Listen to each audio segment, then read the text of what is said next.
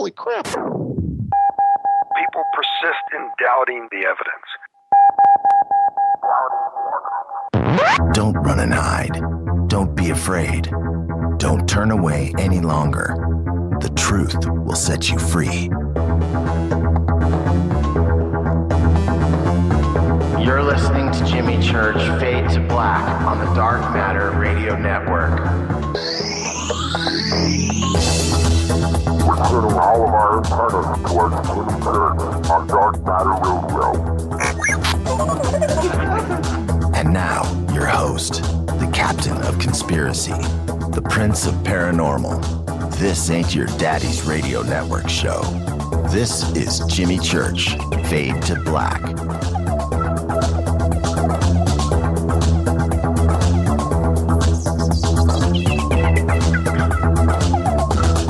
Ba-da-ba-da-ba-da. Da-da. Huh. Huh. What's up? Hitting that Starbucks. Here I go.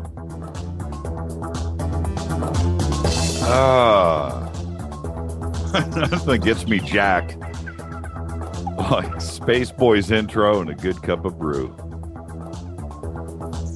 How you doing, everybody? This is Fade to Black. Bespoke radio for the masses. The show can happen now. Lynn in Oz is with us. How's everybody doing? Looking at TweetDeck. Rich in Vegas just popped in. Everybody else is checked in. Let's get this one cracking tonight. I want to have a great. I just want to bang these phones. It's going to be awesome. So, Jack, Thursday nights. We're still calling it open lines.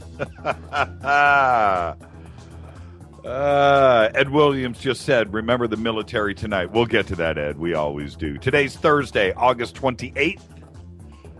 240 days into the new year, live from the JP Motorsports Studios right here in sunny Burbank, California. For KJCR and the Dark Matter Radio Network, I am your humble host, Jimmy Church. Big salute to the proud men and women in uniform all around the world, fighting the good fight for us. Without them, there's no me, there is no you, and you are not making a phone call tonight into this show. Need you to think about that. Walter Lewis, another vote for Fade to Chat. I got a whole list of names I'm going to run by you tonight that everybody shot me overnight throughout the day. Today, Jack Black is 45 years old. Kyle Massey, who does a commercial on this show. You've heard it a million times. Kyle Massey is 23 years old. Happy birthday, Kyle. Actor Luis Guzman is 58. But check this out. I always have one good one. Well, they're all good. But Jennifer Coolidge is 53. Who is Jennifer Coolidge, you may ask? Oh, you know Jennifer. She's best known, in a good way, too, I suppose. I'll bow to this to some degree. She's best known as for playing Stifler's mom in American Pie. But not to me. Oh, no. She also starred in a couple of Christopher Guest films like For Your Consideration. Love one of her lines in that movie. If it wasn't for the model trains, we wouldn't have the big trains. Jennifer Coolidge.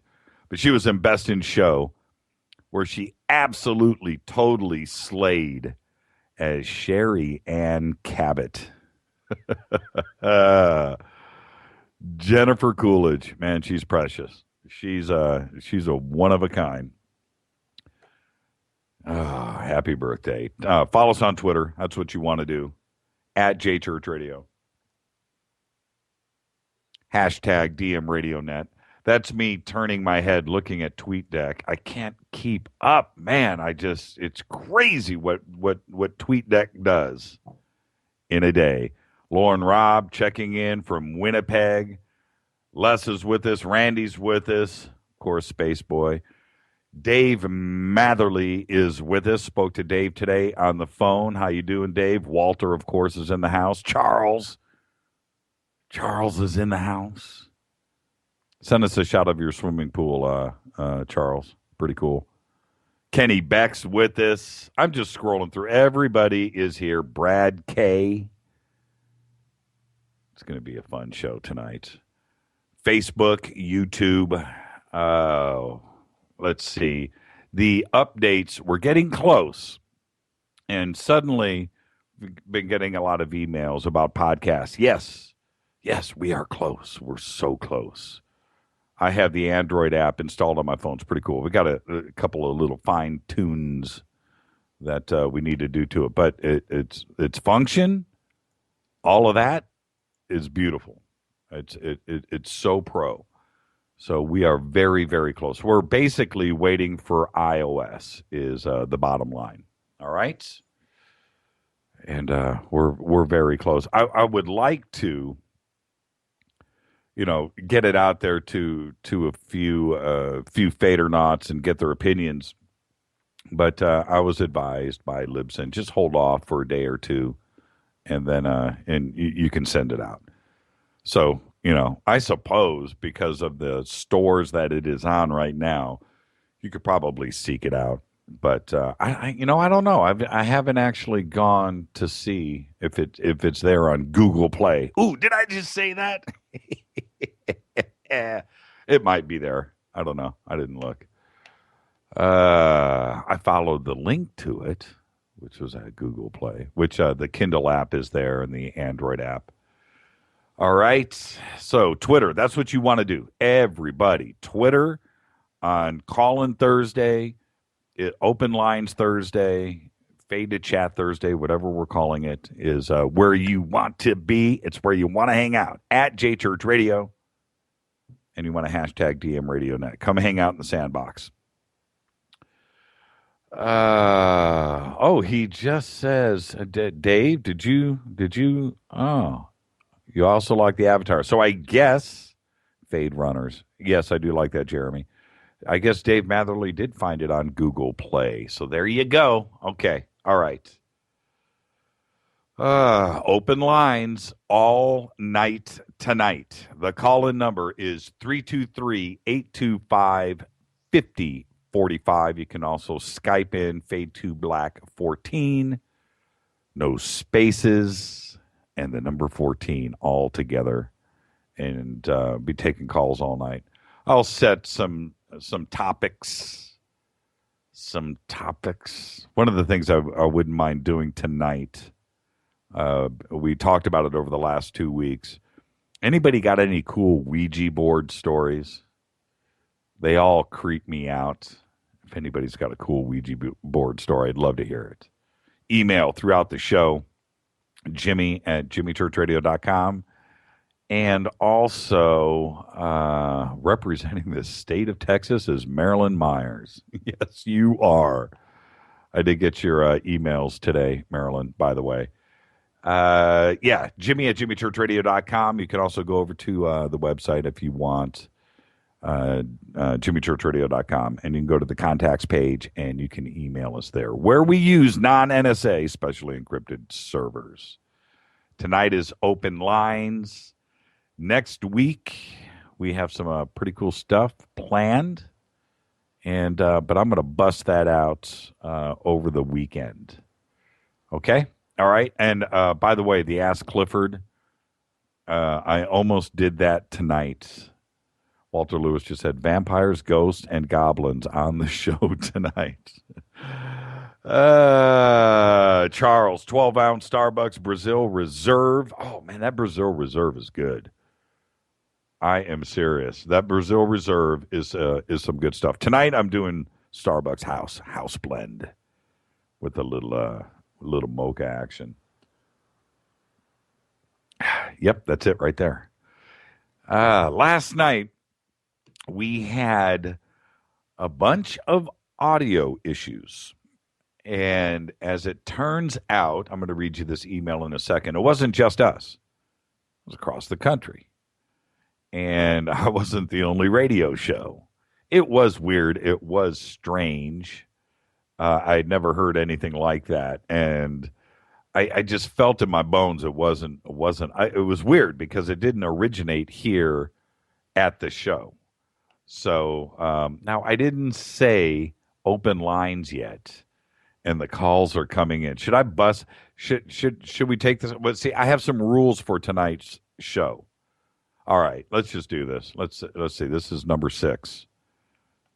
Hi, number 6. You are live on Fade to Black with Jimmy Church. How you doing? Well, I'm doing great, and I know you are too, because tonight's just going to turn into another tornado. Yeah. You know, it's my favorite night of the week, and it's hard. You know, it's harsh for me to say because of of all the guests and all the fun that we have throughout the week. But it's tonight because you just don't know. You know, it's like riding a roller coaster that you've never ridden before, and you're going off that first drop. That's what it is. Well, of course, the master taught Grasshopper the following: buckle up before you jump into open lines. So what have you got for me tonight, 6? Well, I've been thinking, and that can be dangerous. Okay. I think your subject matter that you come up with tonight is more important than what we come up with tonight. Really? No, it's about you, though, man. Yeah, but you see, sometimes we can be a mirror. You can be, but I'm smoking mirrors. So there you go. Well, I thought you were just drinking coffee. Anyhow, I need you guys to make me look good. Or the show and the team here. That's how you're my crutch. Oh, I see. No, we're actually screenwriters for you. Oh, I appreciate it. Here's not. I don't have a Ouija. Okay, I'm sorry, but I have something similar. What do you got? Tarot cards. Oh, really? Yeah, and I don't. Going back. First of all, I really appreciated your happy birthday list and all the famous people you read off tonight. But my birthday, I'm pretty famous too. Star 6 is 69 years old, and I've accomplished a little bit. Anyhow, today's your birthday? Well, no. Oh, okay. Excuse me. No, when you were going down the list of people that have accomplished things, and or did I get the right channel tonight? Yeah. But at any rate, I was a long time ago, and this is like a 40-year-old story. My new bride at the time, bless her soul, she's passed on, a Peruvian lady. At any rate, she believed in Casey. She read a book one time, dangerous, and she took the plunge. And anyhow, tarot cards popped up, and one night she was trying to explain to me what they mean, and I'm sitting there, reading my stuff, and I just wasn't interested. But she did her thing on me. Okay, doesn't matter what they turned out to be. 2 years later, it all came true. Isn't that strange? Yeah. Isn't that strange? No, it isn't that strange. And, and when you have 2 years that pass, you may have, it turns into fog a little bit, but you certainly started to remember, didn't you? Oh, instantly, and my eyes rolled. I swear I could. They, just like 3 7s at a casino. Right. But one thing, that Ouija board, man, I have seen people play with that one. I mean, I've got people around me, and they scare me. I mean, I just as soon walk into a graveyard and release some souls as opposed to play around with a Ouija board. I've said it so many times. I don't have a Ouija board at the house. They scare me. They really, really do. They really do. They really scare me. Real quick before I let you go, 6. Out of all the things that came true, give us one on the tarot cards. Okay. Well, it was the very first one. It was the fact that what I was working for at that moment, that when she laid the cards out, would happen in 2 years. Okay? Right. Well, it took me 2 years to wheel and deal and set up a business in the dried fish business, and we landed our first contract on that date. Wow, that's weird. That's not Especially not a with coincidence. Cash advance, a pack advance of 60%. Wow, $1.3 million deal. Hey. Good for you, Six. Good for you. It was the beginning of something my wife and I started in Africa a long time ago, and that's some other story. I got so many stories, I don't even know where to end. I'll catch you later. Yeah, have a good evening. You too. You promised me every Thursday you've got one for me. I'll talk to you, Six. As long as you're a Skype man, I am too. Yeah, Over and out. You have a great night. Okay, good night, Captain. Good night. That was the esteemed Six. You know, he just reminded me of something, and then I'm going to take a break. I've got a bunch of email that I got to get to. But he reminded me of a really close friend growing up whose mom, Armenian, read coffee cups. And if you don't know what I'm talking about, now those of you that have an Armenian friend, you do know what I'm talking about. When I come back after the break, you can't let that one go. I've got to tell the Armenian coffee cup story. Tarot cards ain't got nothing on an old Armenian woman and a coffee cup. She's armed and dangerous. This is Fade to Black, only on the Dark Matter Radio Network, bespoke radio for the masses. Tonight, Open Lines Thursday. I am your host, Jimmy Church.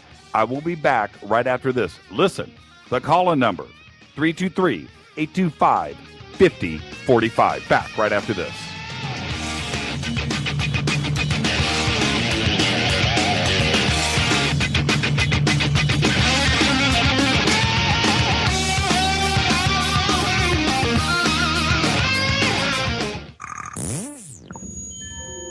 You're listening to Jimmy Church Fade to Black on the Dark Matter Radio Network. What's up, revolutionaries? It's me, Jimmy Church. Do you have an IRS or state tax issue? Well, I did, and I called national tax experts. My problems were fixed, done, fini, and man, I got to tell you, it was a relief. National tax experts are a recognized tax office that services clients in all 50 states. It doesn't matter where you live. Give them a call. I'm telling you, they take the time to understand each and every client's individual financial status as well as their financial goals. And that's exactly what you need, my brother, when you're taking on the evil 3-letter. So, seriously, give them a call today at 1-877-909-5444. Again, 1-877-909-5444, or go check out their website, www.nattaxexperts.com. That's NATTAXEXPERTS.com. Tell them Jimmy sent you. This is KJCR at JimmyChurchRadio.com. On the Dark Matter Radio Network.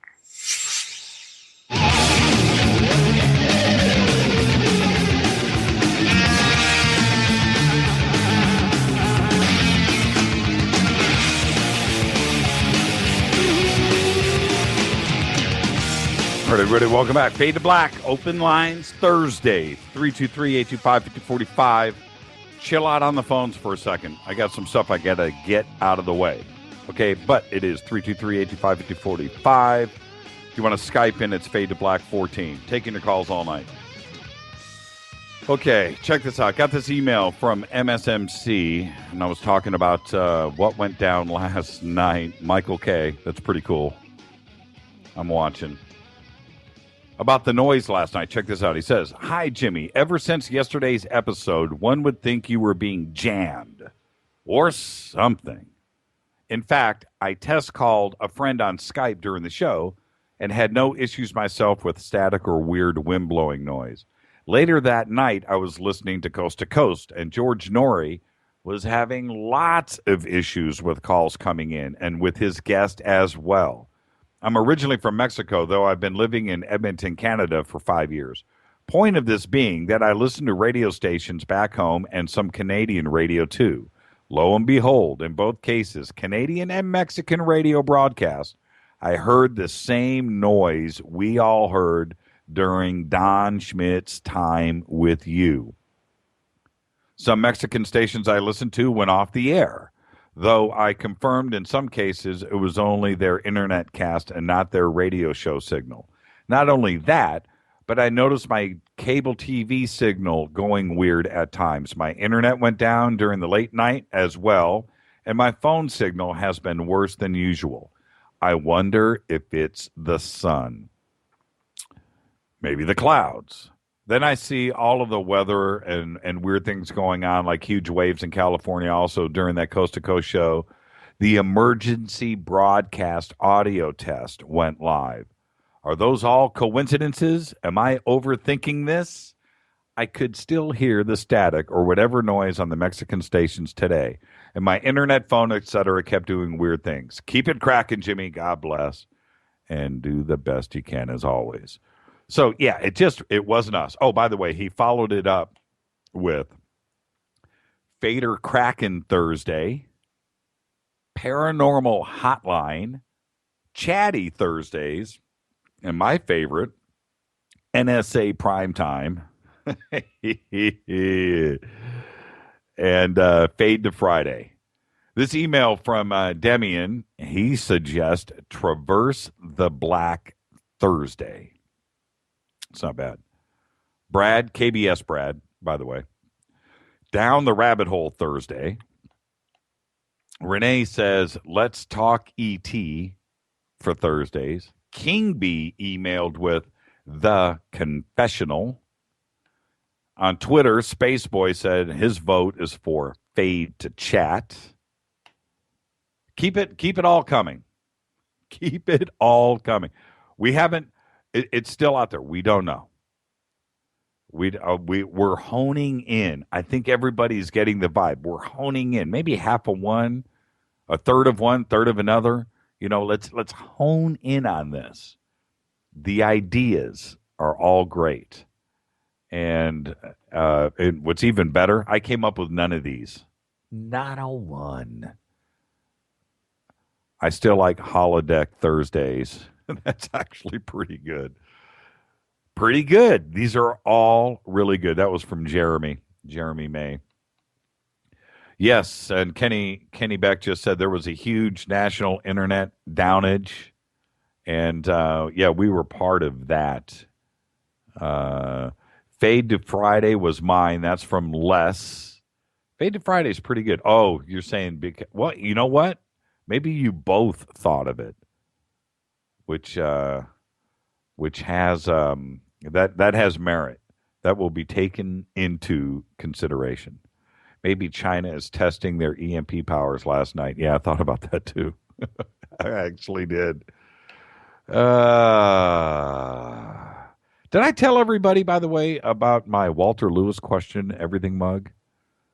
That's what I'm drinking out of tonight. That is what I'm drinking out of. Listen, fade to wrap up. Okay, a couple of things. Let's see here. Hold on a minute. Okay, we got a call coming in. You know what? I didn't open up the lines, but let's see who it is. Let's reach into the grab bag. Hi, you're live on Fade to Black with Jimmy Church. Who's calling? This is KC. Hey, KC, how are you? Pretty good. Hanging in there. Where are you calling from, KC? I'm calling from Ohio. Okay. What you got tonight, man? Yeah, I was calling in. I don't know if this is the right number, but I was let's try to see if you guys know of any resources as far as getting help out with dealing with, emotional turmoil and with dealing with Ouija board and whatnot. If I open up any type of portals. It was back in 2005 this happened. Yeah. Where, I kind of made one on my own and asked my deceased uncle if he was pregnant, was he trying to live his life with me, and I don't remember backing out, but I remember coming to, and when I woke up, I balled the paper up, I had the alphabet drawn out, the numbers, yes or no, and put on a piece of paper, and folded it up in the triangle and folded the corner so that it set up on top of the board. When I came to, I balled it in the trash can.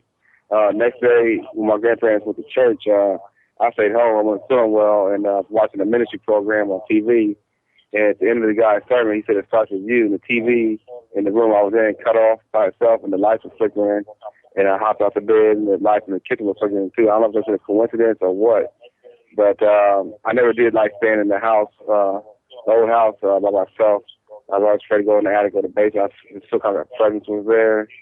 And my mom told me one time she thinks she may have saw a silhouette in the living room when she was by herself. So I was just wondering if I opened some type of door up, I don't know if it's demonic or to some type of entity, is there a way to bring resolution and peace in my life, you know? Cause, yeah, absolutely. KC, let me say this. First off, turn down your radio. Oh, sorry. Yeah, I'm just Jimmy Church. I'm sorry. I'm sorry. It's my fault, man. I'm sorry. That's okay. Turn it down. Okay, much better. This is what you want to do. Okay, is go over to Twitter at JChurchRadio. Okay, you're on Twitter, right? Not right now, because I'm blind, so I'm not on Twitter right now. Okay, no. okay. Well, that's what you want to do is you want to go over to Twitter and hang out at JChurchRadio. Everybody there. That's where you want to bring up this subject because somebody knows somebody and will definitely point you in the right direction. I would head straight over there and do it tonight because that's what we're going to be talking about tonight. And now, has anything else happened since you threw it away? Since then, just as far as it affected me psychologically and emotionally, turmoil. I just feel, I guess, detached from God, like separation and whatnot. It's hard for love and things like that, and it's kind of feel, emotionally distraught, Say, and I'm sure you'll be able to tell everybody right now, Ouija boards are no joke, are they? No, they're not. Everybody I talked to said they said never met someone. I can remember too when I went to visit my dad, Troy Howell, when I was younger. My cousins were playing with one, and this girl, their friend said, "Don't go inside." We played out of care war on the front porch, and I don't know what they were conjuring up in me. I don't know, but it could have started then, for all I know. Exactly right, and you almost need to have a professional with you. I'm not Right. joking about it. You know what I mean? You need to have somebody there that knows how to keep everybody in check because things like that can happen. I'm not touching it again ever. KC, hey man, call into the show anytime. Thank you. And like I said, go hang out on Twitter at JChurchRadio, hashtag DMRadioNet. Yep, that's what you want to do, and somebody will point you in the right direction. I promise. And Twitter, you said Twitter at JChurchRadio, right? Yeah, at JChurchRadio. Okay. That's what you want to do. JChurchRadio. Yep. Okay, I appreciate it, Brad. Anytime, KC. Thank you, man. You take it easy, man. Have a good night. You too now. Bye-bye. Bye-bye. KC in Ohio. I'm going to be going to Ohio. My brother's getting married in, he's getting married on my birthday. How weird is that? Is that weird? That is pretty weird. What I wanted to say was this. Our good friends, John Elias, Dr. J, is in the hospital, not doing so hot. He, good friend of the show, has been on the show,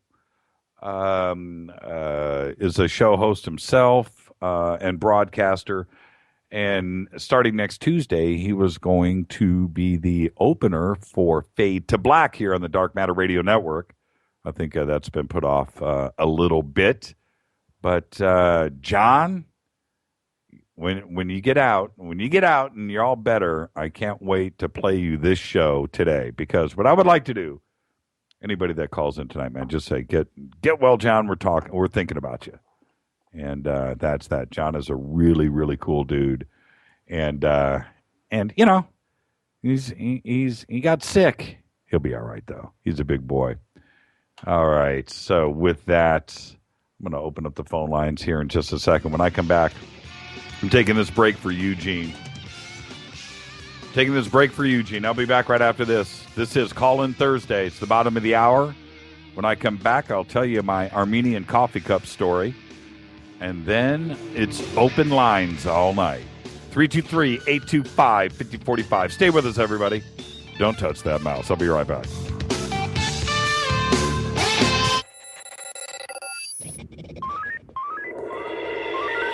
Way out here, we listen to Jimmy Church on the Dark Matter Radio Network.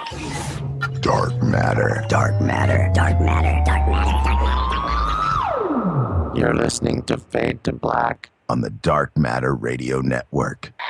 ¿Qué tal, mis amigos? Yo soy Mario Carson, el tiburón, y los invito para que escuchen a mi buen amigo Jimmy Church Radio. ¡Claro que sí!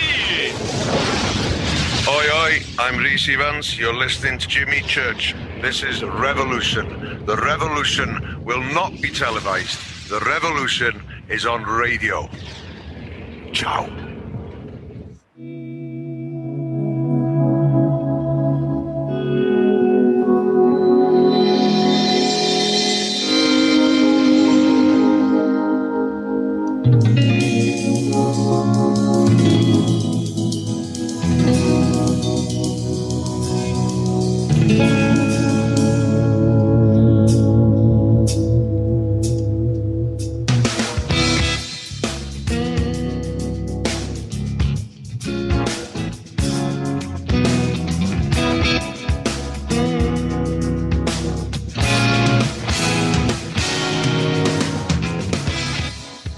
All right, everybody. Welcome back. Fade to Black.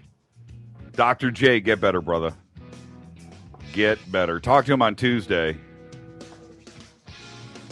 And then it all went south for a minute. So, anyway, so if you call in, start off that phone call. Get well, John. That's all you got to say. Dr. J. All right. Now, call-in numbers are 323-825-5045. And if you want to Skype in, it is Fade to Black 14. All right. Now, my Armenian coffee cup story. This is the deal. This is how it works. Armenian coffee, like Turkish coffee or other strong coffees, even when you have the Cuban espresso type shots. Okay, it's brewed a specific way. And then when you pour the coffee into the little coffee cup, the size of a shot glass, espresso shot, it goes in grounds and all. And the grounds are not like, coffee, American coffee grounds or whatever from your grinder. It's like dust. It's a fine dust. It's a powder. And so the coffee goes in. And then you let it sit there for a minute or two, let the ground settle to the bottom. Boom. You do your shot. Okay? Now, when you're done, you drink it all except for the grounds, obviously. And then you have a saucer with your cup. And you take the coffee cup and you flip it, pop, onto the saucer, upside down. And you let it sit for a couple of minutes until your fortune teller sitting in front of you deems it ready to read. And then you pass your cup over, and she picks it up and looks in the inside of it. You can't see it. And she reads it and looks, and you're hearing things like, ooh. Oh, ooh. What? Ooh, oh, whoa. What?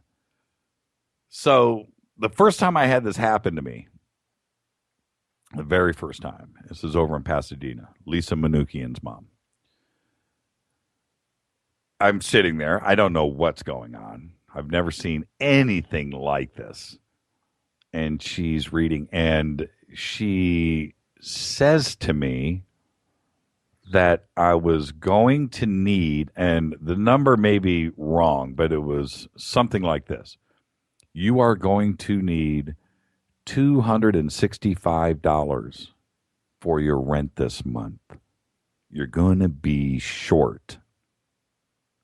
It's like, what?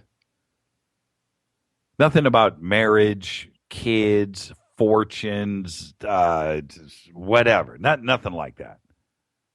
That's what she said. She said a couple of other things, but that was the one specific thing. And she puts the cup. I pick up the cup, and I look in, and I see all these twisted lines and stuff. And I said, "Where do you see? How did you know it's $265?" And she points, and right in this, in the veins of the coffee grinds, the cup is white, so you can see. Looks like lightning bolts or something. The number 265. It was right there. It was plain as day. I was like, wow, that's weird. Guess what happened that month? I needed $265 to pay the rent. My paycheck was short. And that messed me up. I've told this story so many times to my Armenian relatives here in the valley. After that, I would go up every week and go hang out with Lisa's mom and all her lady friends that would get together up there and drink coffee in the mornings on the patio of the house. And I would just get in line. You gonna read my cup today? Sure, come on in. Come on out. I had my long hair, looked like Eddie Van Halen, sitting there with these older Armenian women, sitting there, could not wait to get my coffee cup read. And that, my friends, is a true story. And I got tarot cards, Ouija. When you experience something like that firsthand, and it was bizarre. Later on, oh man, I want to say this was about a year later. She read a 777 in my cup. That story stays private. And that 777 was as legible as if you just typed it on your keyboard right now. Hi, you're live on Fade to Black with Jimmy Church. Who's calling? Where are you calling from? Hey, this is Rick. I'm in Vegas. Rick! Oh, wait. There's only one Rick in Vegas, so you have to verify. Okay. Zook.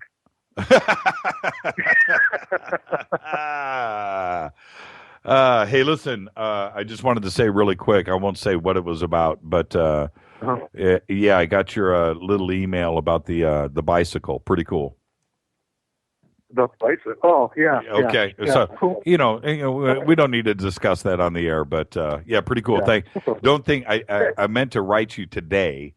And, we got a little caught up on a bunch of stuff, but just to let you know, I got it. Oh, check this out. While I got you on the phone, while I got you here, Space Boy, thank you. Sherilyn, thank you. We got your package today. They sent us out a package. Check this out, Rick. In this box, I'm not saying, I'm not, all Fadernaughts are equal. But he's really trying to he's trying to be Fadernaut number one. He's because check this out.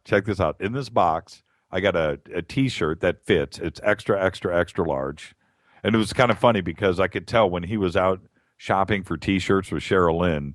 He was like, no, that one's not big enough. That one's not big. Oh, this one will fit the big guy. And it says, armadillos taste like chicken.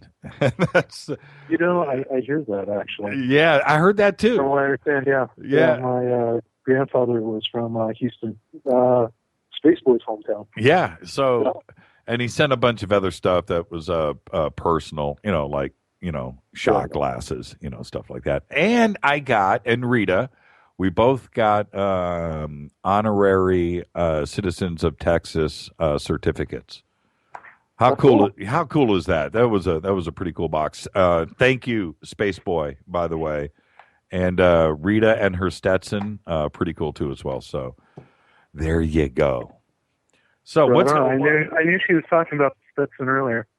Yeah, and the Stetson, I don't want to, it's all personal stuff, but it had a hidden compartment, and we didn't find it until today. And that was pretty cool. And so Rita was like, so what was in it? Well, you got to wait. No, tell me now. No. And I was like, and what are you going to do about it? You can't do anything. Hopefully it wasn't something that's only illegal in Washington and Colorado. Yeah. Knowing Space Boy, he thought about that, I'm sure. So what do you got going on tonight, Rick? First off, an email that I sent you, I put a little more research into that and talked to my mom, and I was going to call about that. And I have another story after that. It'll blow your mind. Okay, well, start with email part 1 and tell everybody what you're talking about. Okay. Well, back in the day when my mom just got out of nursing school, I was probably about 10 or 11. As most nurses do, any nurses in the audience will know this, you usually start off at like a convalescent hospital and take care of old folks while you build up your resume. Well, there was this guy there. I don't remember his name, but I remember a lot of the story. And everybody wrote him off as just like this crazy old man. And, he's a really nice guy, but like, okay, you're a crazy old guy parking in front of the TV. But he claimed, and I found out it was CIA. He claimed that he was in the military, worked for the CIA, and was working for Mickey Mouse. And when people would say, what are you talking about? He goes, ask Paul. Come again with that? Yeah. There is this old guy, basically stuck in a wheelchair, and he would tell people, basically in the mid '60s, he was in the military, went to CIA, where he worked for Mickey Mouse. And when people just kind of shut him off, he goes, no, seriously, ask Paul. So everybody wrote him off as like possibly having something going wrong because of a stroke, possibly Alzheimer's, something like that, some form of like senility or something. Well, I looked into it some more, talked to my mom about it over the week, and I'm about to post it on Twitter. And my Twitter is set to private, so somebody will have to copy it and link it for the rest of the world. But what I believe, or who I believe the person was talking about, is Paul Holloway. Now, what Paul Holloway did was he helped Walt Disney basically get out of being considered part of the United States when he built Disney World in Florida. And I just linked the entire story. I found it. It was really weird. I found it just today when I was digging deeper. Have you ever watched any of those, like the Disney cartoons from the 40s and 50s? I mean, and it's supposed to be for kids. Well, they were, but there was messages and all that stuff. And not, not necessarily the movies, but the shorts, the short ones. And you watch those as an adult now and go to YouTube and watch that. There was something there. There was something there. They were working on all of the kids at a very young age. Oh, yeah. Well, and the other thing that really bugged me, even since I was a kid, was the guy insisted that they experimented on him. And I asked my dad, I'm like, well, because how I found out about it is I overheard my folks talking about it. And I was talking to my dad about it, and that's the first time I ever heard of MK Ultra or Manchurian Candidate was from my dad when they were talking about this. And the guy insisted that he was part of an experiment, and that they tested him, and that they experimented on him, which has me, it comes full circle with this show, because I know a lot of people, they criticize Slayer's Blue Raven, but think about it. Here you have this guy who everybody just writes off as being this guy in this convalescent home, right? And talking about how he worked for Mickey Mouse with the CIA. Did he ever get specific of what one of the experiments was? No. Unfortunately, the poor guy is just too far gone. Right. And the most that he could really get out was that he was in the CIA working for Mickey Mouse. I mean, literally, he didn't say Disney or anything like that. He referred to it as Mickey Mouse because probably that was the best connection he could make in his mind. And you also have the alleged moon landings also being filmed in a Disney warehouse. Yep. And also with the article that I just linked, it's titled "How the CIA Helped Disney Conquer Florida." I know. And the way, and it was really interesting because I read into it, and it was this Paul Holloway guy who helped Walt Disney set this up. Now, if you read the article, it says that basically Disney World is two separate cities. They could easily hide all sorts of things in there. I mean, everybody hears about the Disney tunnels in Los Angeles, right? And all that. I mean, those are infamous. And then you have Celebration, the town of Celebration, outside of Disney World. And if that isn't if that isn't the Stepford Wives personified. Yeah, I've heard it. I haven't been there, but I've heard of it.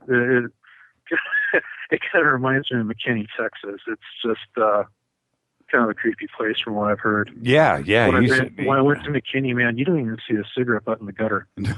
I mean, literally, the town is too clean. Kind of like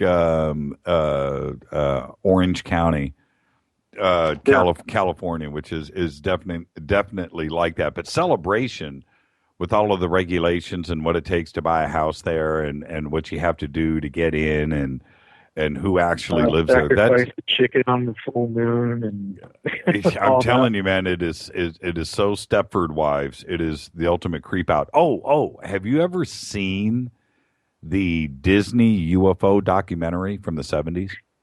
Yes, I did. In fact, I think I linked that on the Strange Happenings Investigations link last year. It's that is one of the craziest documentaries you will ever see on ufology. And what's really interesting is Disney. I mean, they didn't put that out as tongue in cheek. They didn't joke around about it. They didn't have any, cartoons of Goofy, coming up to a little green alien. Oh no, like They wholeheartedly meant it. No, that was the captain from 21 Jump Street that was hosting. Yeah, and they tried to make it at that time like the de facto UFO documentary. Yeah, and what's really funny is, in a way, that became kind of like George Lucas's Star Wars Christmas special. They don't talk about it. You have to dig deep through the recesses of the internet to find it. And then when you click on it, you're waiting for something else to happen. Black helicopters overhead. A knock on the door with some guy in chalky skin, black suit, wraparound sunglasses. I've often wondered if you. There's a whole thing about I hate even saying it aloud on the show, but Scientology, right?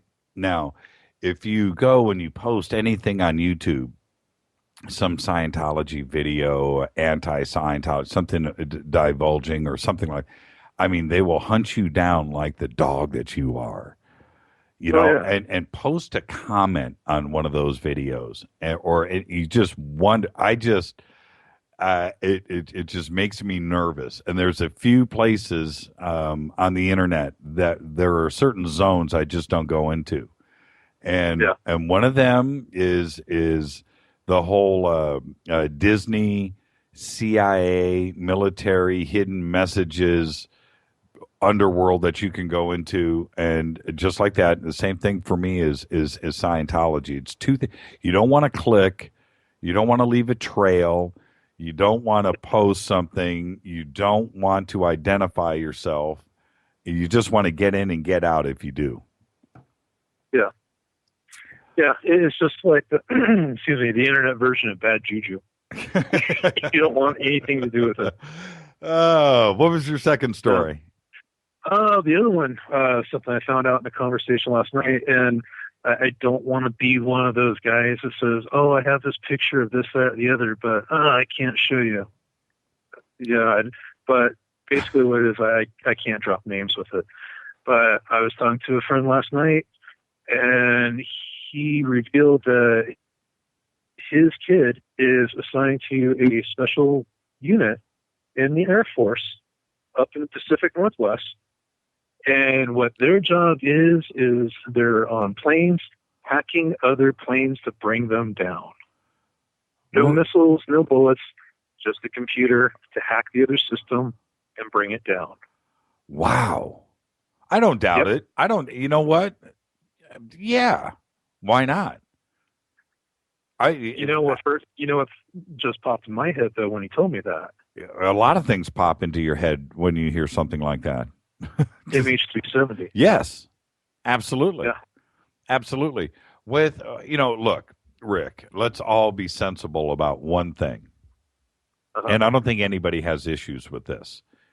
When 9/11 happened, and again, I'm not Alex Jones, I'm not going there, but when 9/11 happened, after that, the one thing that would give us peace of mind is the ability to remote control an airplane in the event of something like that happening again, some kind of hijacking.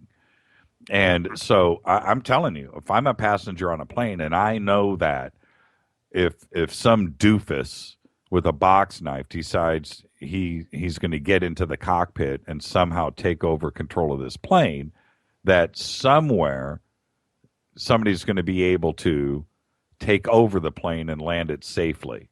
So you're cool with that. You dig what I'm saying? I know you would be. Yeah. We all, it's like after 9/11, that was one of the things that was talked about, and I think everybody came to the conclusion, okay, all right, I can deal with that. That's all right. I feel safer. Okay, now, the government, Boeing, all of the agencies will tell you that technology doesn't exist. We all know it does. You know why we know it does? Because you can go and get any remote control toy to control. You know what I mean? The ability to fly a radio can RC anything, a car, is there. And so to override the systems, and it's not even a system, it's autopilot, right? Autopilot. That's what, pilots aren't flying planes. They land them and take them off sometimes. Sometimes it's all automatic. Foggy night, you're automated. So anyway, so we know that is, so all you're doing is overriding the autopilot on a remote. Of course, that technology has got to be there. So, I posted a little news blurb on my Facebook. I don't know if you saw it, but somebody hacked into this couple's nanny cam, the camera for the kid. And the guy woke up in the middle of the night, heard weird noises from his daughter's room, and somebody was screaming through the camera, because I guess the camera had speakers on it. Right. Wake up, baby! Wake up, baby! Ooh. And the guy looked at the camera, and then whoever hacked into it started screaming at the guy, and he just unplugged it. But I mean, if somebody can just come up and hack into a person's nanny cam that they're using, for their nursery for their kid, I mean, that, in my humble opinion, I think would be a little bit more difficult than a plane, believe it or not. Yeah, absolutely. And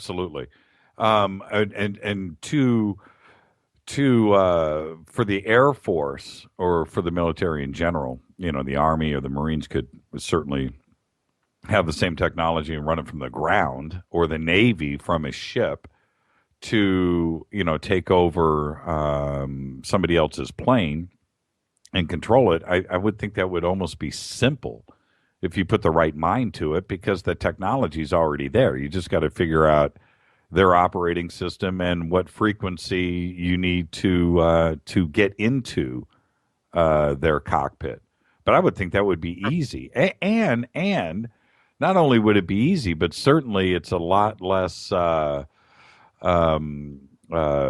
bloody than firing a missile and shooting something down. Just take the plane over and land it, and say that the pilot's defected, or whatever. Whatever there's many reasons why you'd want to take over a plane. But MH370 certainly comes to one of the first thoughts. And how many times would this have been used that we haven't heard about it? Well, I mean, who knows? Exactly. I mean, what it really comes down to is we don't know because it's sealed. Were you surprised when he told you that? I mean, I don't know. Were you surprised? Well, honestly, I don't really follow up on military technology all that much because a lot of the times when I find information on it, it's tied in with some sort of fear porn, and I just don't really want to submit to that. The whole entire remove yourself from the equation type of thing. Yeah, totally. Kind of surprised anybody that would admit to it. That was my biggest shock, was the admission that this is the real deal. And the person who told me this, I've known this guy for easily 20 years. The best man at his wedding, he's the best man at mine. I mean, the whole 9 yards. We're brothers from another mother. He has no reason to lie. A lot of claims like that you'll find on some sort of neckbeard type of forum. Right. It's like, the government can do this, but no, he's not at all like that. And he flat out told me, like, yeah, check this out. And that's actually was the big shock. Well, it's actual thing. It sounds so evolutionary. It doesn't sound revolutionary. It sounds so evolutionary, like it would be a very logical step. It's nothing that, it's not like it's a crazy invention. It's just using what's already out there as far as technology goes. One of the things I was thinking about this week, with everything that's going down in Syria and Iraq right now, and fighting ISIS and how we're doing that, and then one thing just kind of hit me, which is 10 years ago, 15 years ago, 20 years ago, cover of Popular Mechanics or Popular Science, it was all about pilotless planes, and the Air Force would have these squadrons of fighters without pilots in it, and it was, and it seemed like it was such the future, and not putting pilots in harm's way, take the human element out of it, and this is the future. We're going to have an army of drones. And I was thinking about that today. We're there. We've been doing that now for 10 or 15 years. As soon as we started putting Hellfires on drones, there's your pilotless fighter craft right there. And now we have become so acclimated to it that we haven't really stopped and thought for a second that is the army of the future that Popular Mechanics was putting on their covers 10 or 15 years ago. And that's exactly where we are now. And that's a frightening thing. If you are ISIS, right? You're ISIS, and you're out there trying to do your thing. I'm not talking about fighting against Syria, because that's a different technology. But now you're fighting the United States, or you're getting attacked, I should say, by the United States with stuff that you can't see. It's up there. You can't defend it. And the United States really isn't putting, we're flying, certainly flying fighters over there, but the majority of everything is pilotless drones up there with Hellfires. And again, it's a scary, scary thought that whole, Army of the future, Air Force of the future, seemed like it was so far out into the future. But we're actually doing that today, and that's practically the only way we do it now. Well, the one thing I find the scariest out of all of it is actually dehumanizing war. We're so close. Well, I mean, we're already there. Basically. Yeah, we're so close. We're so close. When I see things like all those little remote controlled robots, with treads and four-wheeled surveillance stuff, and more and more of them have guns, and I used to think to myself, if I was a soldier and I saw one of those coming up the alley right at me, it would be the easiest thing to shoot. But and why be intimidated by that? But then the scarier part of it is you're not killing a human. There's another one right behind it, and we can keep throwing it at you all day long and not care about it getting shot. And that's exactly the. Sorry, go ahead. That's the scary part for me. Hey, Rick, I got a couple calls coming in, my brother. Let me grab them and just say, get well, John. Get well, John. Thank you, man. I'll talk to you. All the best, Rick. Cool, man. Take it easy. That's Rick in Vegas. Rick's in it. He's the man. Hi, you are live on Fade to Black with Jimmy Church. Who's calling? Where are you calling from? Jimmy Church. It's Blake Cousins calling from the Big Island, third phase of the moon. How you doing? Blake Cousins, everybody. How are you, Blake?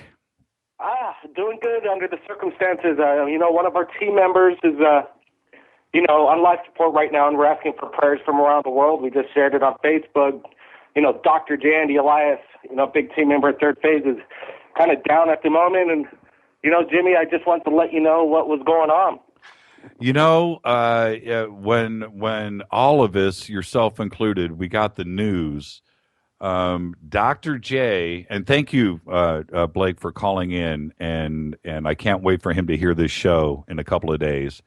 But Dr. J is somebody that is so respected and so well known in the UFO community that when one of ours is sick, we just have to let him know that we're thinking about him, and I just wish he could hear this show tonight, but he will hear it, and it'll be great when he hears that you called in. Thank you. Absolutely, thanks, Jimmy. When I first was corresponding with Dr. J is way back in the day when we introduced Robert Bingham, the man who summoned UFOs over there at MacArthur Park, and John wanted to find out what was going on with this man, and he ended up going down to the event, and he reached out to Third Phase Moon, and he said he wanted to work with us, and we thought he was a super energetic kind of fella, really educated and knowledgeable in the field. He did a lot of study. He's been into ufology for pretty much since he was a little kid. And we asked him, if you could get us the experts, the people in the ufology world to come on Third Phase. You know what? He pulled it off. He brought the best in the world right here to the Third Phase of the Moon to us. Dr. Edgar Mitchell, astronaut. Yes. Politicians. He had a way. He has a way of making everybody comfortable. And I mean, everybody in ufology, they absolutely respect and love the guy, but it's because he's just so dang humble. You just want to hug the guy. I think that's why people are reaching out to John. We put it out on Facebook, like I said, and the outpouring of, people praying from around the world. They're coming in from Germany, from Texas, from Sweden, from the UK. It's just, it is a kind of a humbling thing to know that people really find Dr. J an endearing kind of fella, and he's looking for the truth out there, and he's brought a lot of it to Third Phase, and we really want him back. We want him to keep doing what he's doing. Dr. J is, like you said, a major community expert in the field. Yeah, hey, thank you for that, Blake. And listen, I know that you're calling in to wish him well, but I will say this really quick, and this is coming from me, not coming from you. I did see your trailer, and this isn't the conversation to talk about something like that, but I will say this. I don't know how you found the time to pull off a full-length feature film, but I'm really excited about the way it looks and what it can be. And so next week, what I'd like to do, let's get John out of the hospital, right? Let's get him out of the hospital, And That's right. And then next week, let's get you back on the show, and we'll bust that trailer out for everybody around the world. How's that sound? Sounds good, Jimmy. Let's set that up. Hangar 52, we're not alone. And, Dr. J we gave him a sneak peek right before he went in for a procedure, which kind of led into this kind of spiral effect. And he was, he couldn't get it off his mind. He wanted to see it again. Let's get him to see it again. And we'd love to come on your show, Jimmy, and share Hangar 52. We're not alone to the world. Hey, give my best to your brother, Brett. And always good talking to you. We'll get you on next week. And John too as well. That's what I'm saying. Let's get the family back together, and all the best. Thank you, man. Absolutely, Jimmy. Keep your eyes on the skies. We'll see you again next time. You got it, Blake. Thank you, man. Blake Cousins, everybody. Dr. J has been working for Blake for the last 4 years. He did Third Phase of Moon radio, all of so many interviews and videos for Third Phase of Moon that Dr. J did. Also, you may have seen. I'm gonna interrupt everything for this man right here. Dino in the house. Well, hello. I didn't want to interrupt you. Dino. Well, I've got to... Hold on, Dino. You always interrupt, and you can always interrupt this show, no matter what. I could have... Well, I hope it's with a good interruption that adds to the whole. I could have Buzz Aldrin on this show, and you will call and interrupt, okay? All right. But I hope it adds to the gestalt. It's not a negative interruption. Dino, how you doing tonight, man? It's Open Lines Thursday, and it wouldn't be the same without you. How you doing? Okay. Well, I have a couple of things. First, say get well, John. Dr. J. Get well, Dr. J. Get well, John. We need more folks like you. We need all of you in the battle ahead. Right on. All right, Dino, what you got for us tonight, man? Okay, number one, the interruptions last night, whether they were solar storms or whatever, just my ignorance. The other 716 number is how I was able. You can, I guess, for free call and listen to the show if you can't get it on your computer or something. Yeah, I think that's TalkStream Live. Is it? And it's okay, and it'll handle hundreds of people, or what? Yeah, and there's that. Yeah, you can. Okay, well, I just wondered because... No, that handles thousands. I have no idea how many listen in on TalkStream Live every night. It's a crazy big number. Also with TuneIn as well. And so well, I don't know that technology, but I know that a phone call. I wish Art Bell would have had this when he was on Sirius. If he had that phone call number, he might still be with us. But I'm looking forward to him coming back. The other thing I wanted to bring up is okay, you wanted to vote. I don't know. I sometimes come up with phrases, but my two favorite phrases for tonight are either Space Boys. Fade to chat, right? Or I kind of like Fade or Night rather. Oh, Fade or Night. Who came up with that? Oh, it's back here in one of the chat decks. It's back. I forget who. I'm sure he'll tell us now. Oh, I didn't see that. That blew by me. Okay. Yeah, that's a good one. Fade or Night. If it was Friday, then we'd do something with Friday in it. But since it's Thursday, Fade or Night, or Fade or Not Night, or whatever it was. Because that's what it is. And that's what it brings me to my subject tonight is we're chatting and, it's open forum and it's whatever you want or whatever we want tonight. But I like to review the guests that have been here, and I want to say that the Giant Rock, see, I thought I knew. I'm always learning. I never knew anything about Giant Rock except through your program, and that was fascinating. And we'd like to hear more on it. Okay. I have. Let me stop you there.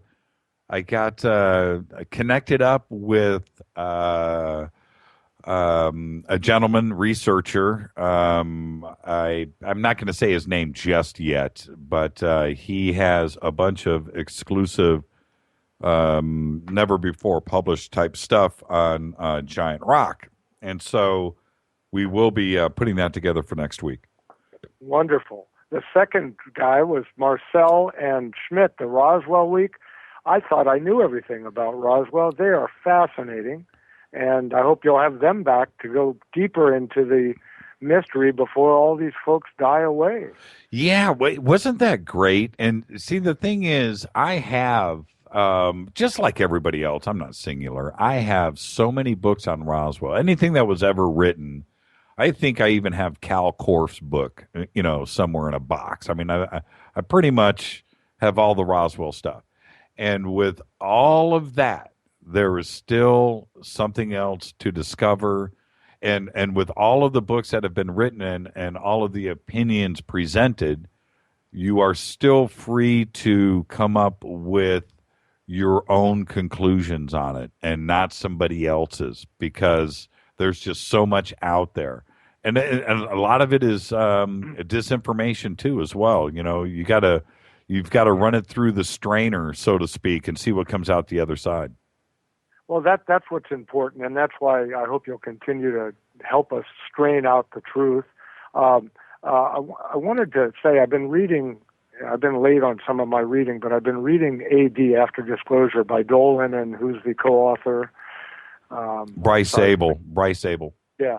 I must say I'm about 3/4 of the way through the book, and it weighs heavily upon me, because I'm a person that got involved with this more seriously recently after years of wondering about this whole others, visitors type of situation, that I really want to see it open up. And I must say that even though I'd met with Lee Strieber, and he's an intelligent man and does a lot of writing, Richard, you got to have him on again. I mean, this book is very well thought out about angles I never thought about when Disclosure comes out. I've come to the conclusion that unless the others have some violent intent, and how many of them there are and whether they're helping us or against us, the biggest danger is from our fellow humans here, and it's scary.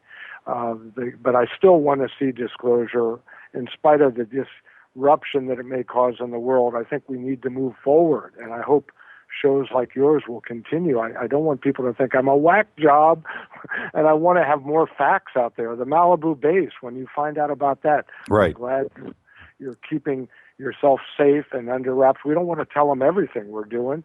Do it, expose it, see if there's some kind of a problem there, so that people don't just say, oh, another conspiracy theory. Well, guess what? Some of them may be true. Well, you bring up a really, really good point, Dino. I don't even know if you realized what you just said, but you bring up a really good point. A couple of physicists out there, I don't need to say who they are, but they've kind of said the same conclusion, which is this. You don't want to let them know that we're here, because it could end really badly. We need to just stay isolated. I don't agree with that. What I think is this: if they really wanted to take us out, that would have happened a long time ago. Mm-hmm. Okay, that's it. That's the end of the story. If that is where they are coming from, then it would have been done. So be it. You wouldn't hear me talking right now. You wouldn't be here. Do you understand what I'm saying?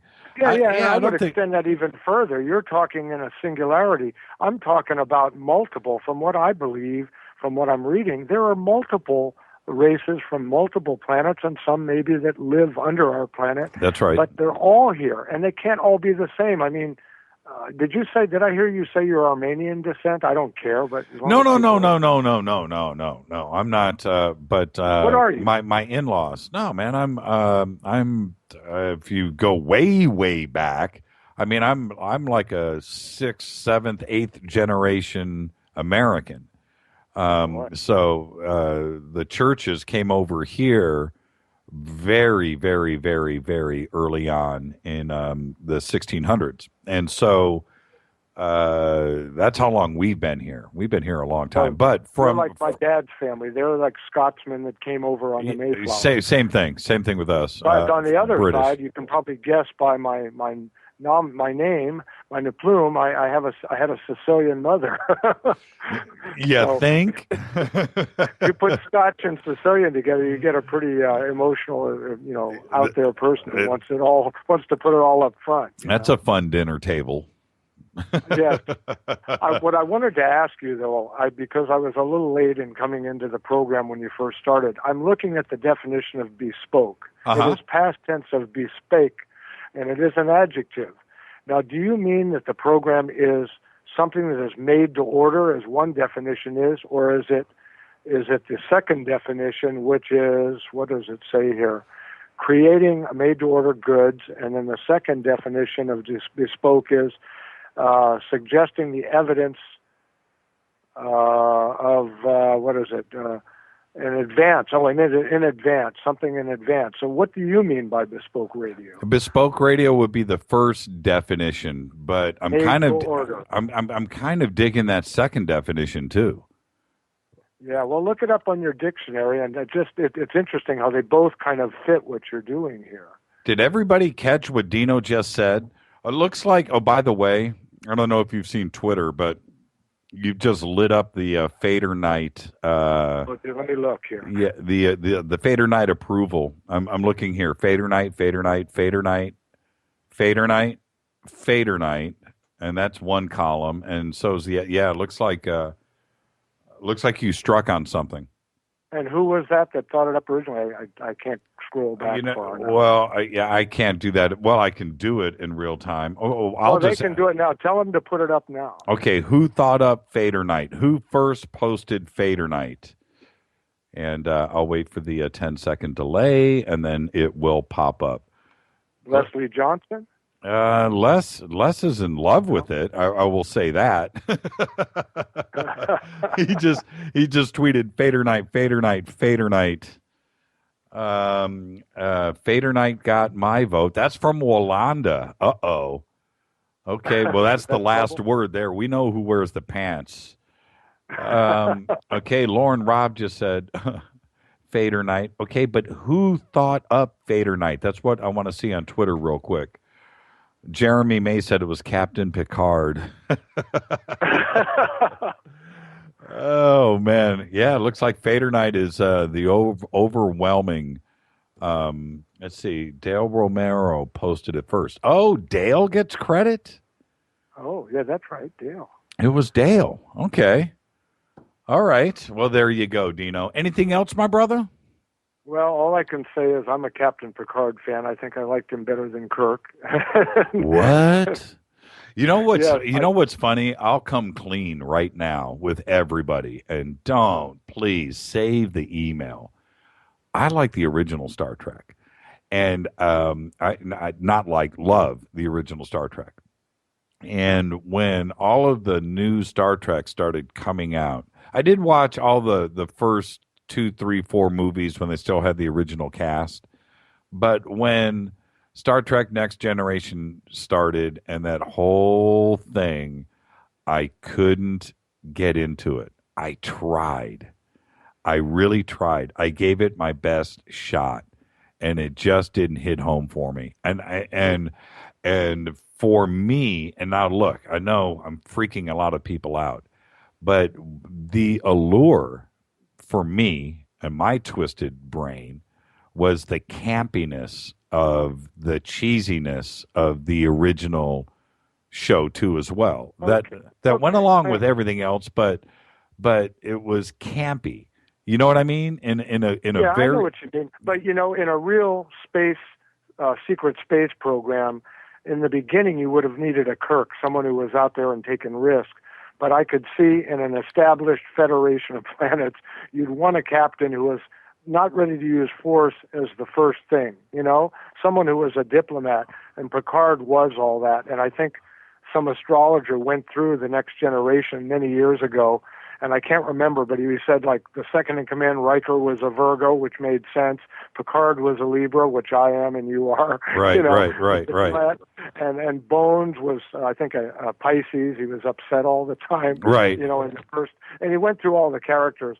But anyhow, that's the thing about it. That's why I think Picard is the guy that would realistically, in a real space program, that a captain is away from headquarters for a long time and has to make some key decisions, they'd want a diplomat and not a warrior all the time. Well, I also like the original Batman. That show was so cool. And the new Batmans, I watch them. I do. And some of them are cool. Dark Knight Rises was actually pretty amazing. But I like the original Batman for the same exact reasons. Oh, let me tell you this. I'll tell everybody. I will find a way to get this video posted. It's got to be out there. I did the underwater base? No. I did a video with James Doohan, with Scotty. Oh. And I did the video with Elisis back in 1998, 1997, somewhere in there. And we had launched a new product. And the guy that directed the video was friends. He was a screenwriter. And he was friends with James Doohan. And so we got Scotty to come in, and they built a whole set that looked like the bridge of the Enterprise. And it was a pretty cool thing. And somewhere out there, that video exists. It's got to be. It was a industrial corporate video, but it was pretty cool. Well, Doohan, as I recall, I saw him I won some tickets on a radio years ago. The only time I ever went to it was a small Star Trek convention. It wasn't in a major city. And he was there, and people kept asking him all kinds of questions. And he was just a guy with a big beer belly that wanted to hug every woman that asked a question. He came up and gave him a hug, which nowadays I guess would be assault. And all the guys that asked questions, he said, I don't know. He says, I'm an actor, And he was polite, but he said, oh, I had a girlfriend up here once, and I'm happy to be in your town. But he hugged every woman, and being part Scottish, I understand that. But nowadays it wouldn't fly. Yeah, he that year we did a Christmas party, and which we did every year. They were legendary, those Elisa's Christmas parties, and we had Doohan there that year that we shot that video, and I was able to talk to him and chat with him for a few minutes and knocked back a couple of scotches, and what a cool guy Doohan was. He was a warm gentleman. Yeah, he was pretty cool, and he would lay it on too. He'd lay it on thick, that Scottish accent, and very cool guy. Well, I see Firefly coming up here, so I'll leave because I loved Firefly. It's too bad that what's his name that went on to other movies didn't, he made a movie out of it, but he should have kept that going. A Western in outer space, it was the best ever. The Firefly, very easy to watch all the episodes in one day, back to back. Yeah. And then the movie that they made, what was that called? Serenity. Serenity. Excellent movie. Excellent. It really was. Yeah, I love Firefly. Firefly was really cool. You're absolutely right. Mixing the Old West with, but Serenity, I thought was really well done all the way from the beginning to the end. I talked to that guy, the star of the show. I talked to him one day and asked, the captain. What was his name? Philum is his name. Philman. Jason Philman, or is that it? I can't remember. It was a few years ago. But I asked him about that, and he said, they just didn't get it, and we knew that we had something special. He's talking about the network, and he said it just seemed like it was doomed from the beginning, and they just cut us off. And in the end, then they found out, what kind of audience we had built and how dedicated it was and how special the show was, but. He was really bummed. He was really bummed that it was canceled. I think he would have been better staying in science fiction. I can't stand him on that. What's that TV show with the pretty cop? I know. I just always see him as someone in science fiction. Castle. Yeah, but bless him, he's gotten a paycheck for about 6 years. So. Yeah, it's funny. I can remember that, but I can't remember his name. Philin. That's what Rick Sinnott just said. Yeah, Philin. I knew it was that. Nathan Philin. There it is. Nathan Philin. Yeah. You got to love Twitter, man. I love the Fadernauts. I love this audience. Well, I love the internet. That's why we got to protect it, because this is something that can make us all a hive brain. We can all, come up with things faster, because my memory is not always great, and here it is. Absolutely. Absolutely. He was a big dude, too. I remember when I met him. Like James Arness. He was just a tall, big drink of water. I was like, dude, I had no idea. Because he doesn't look that big in Serenity. He doesn't. He doesn't look that big in Firefly. I'm telling you, in person, that dude is like, like NFL quarterback, 6'4", 6'5". He's just a big guy. He's just tall, big. No, he was like James Arness. I could see that when he had that little, what was the little Asian that ended up being a Terminator that was there? She was Summer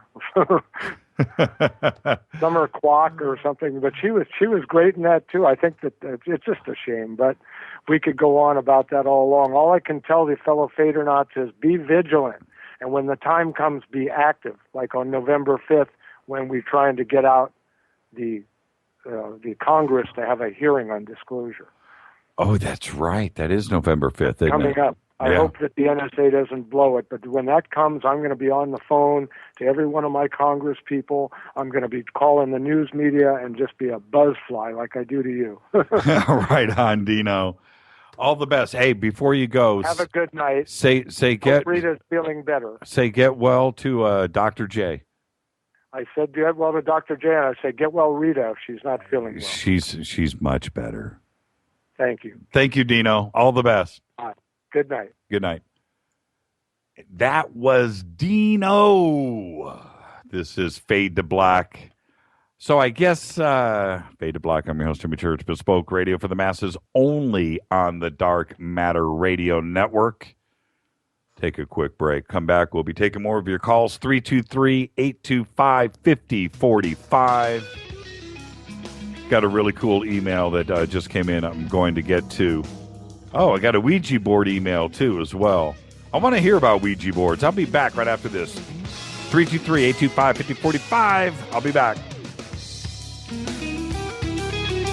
Hi, everybody. This is Rob Halford, the Metal God, on JimmyChurchRadio.com.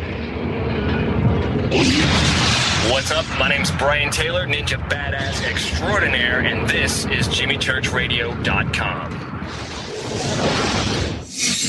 JJCR in your face. JimmyChurchRadio.com on the Dark Matter Radio Network.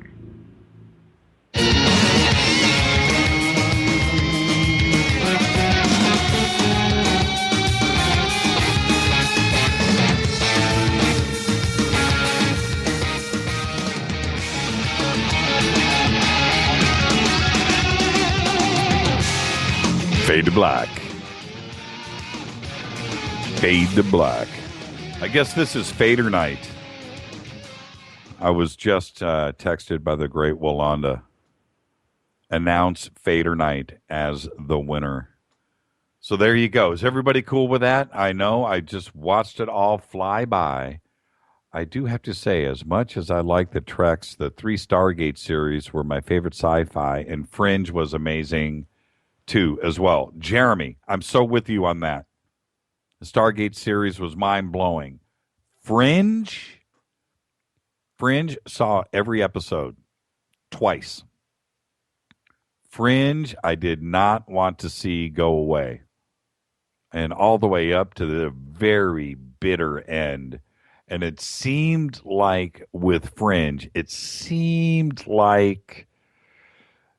was just getting going when it stopped. Walter Lewis just said fade to chat. It's fade or night, and there's nothing I can do about it. Walanda has spoken. Walter just said Ridley Scott said the script is finished. Darth Vader night. SG1, the rest seemed like they ran out of ideas. Not with Fringe, though. Fringe was, Twin Peaks was good, too, as well. I'm with you there. I'm with you. Fringe, though. The whole idea with Fringe, the entire concept of Fringe did not get any cooler than that.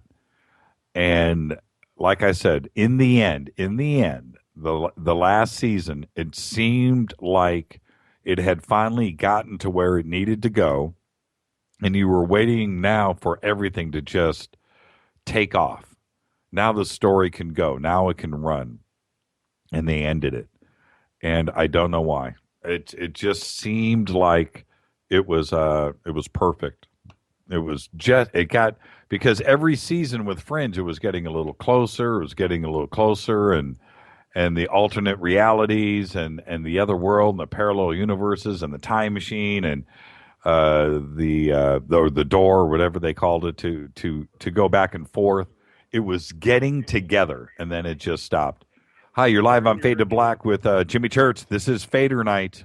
Who's calling? Where are you calling from? And I hear that radio. You need to turn it down. This is Bear. I'm calling from Santa Clara, California. What's your name again? I'm sorry? Bear. Hey, Bear. How you doing? I'm doing good. And, just wanted to know if I could get on the air and say hi to a friend of mine in Mexico. You're on the air right now. Hey, I'd like to say hi to a friend of mine, Marine, in Mexico, and I enjoy your show, and I think you're going in the right direction on the name for the call-in. So you think it should be? You think it should be Fader Night, Bear? Yeah, that's a good one. Or I was going to say, beam me up, Jimmy. That's good.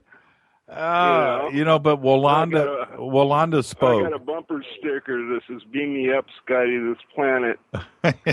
Right. A vacuum. So what have you got for me tonight? What have you got?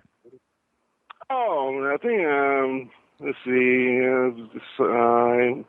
Just a lot of things from a long time ago, but I had a Bigfoot sighting, I'd say in the about the mid-'70s. Oh, tell me about it.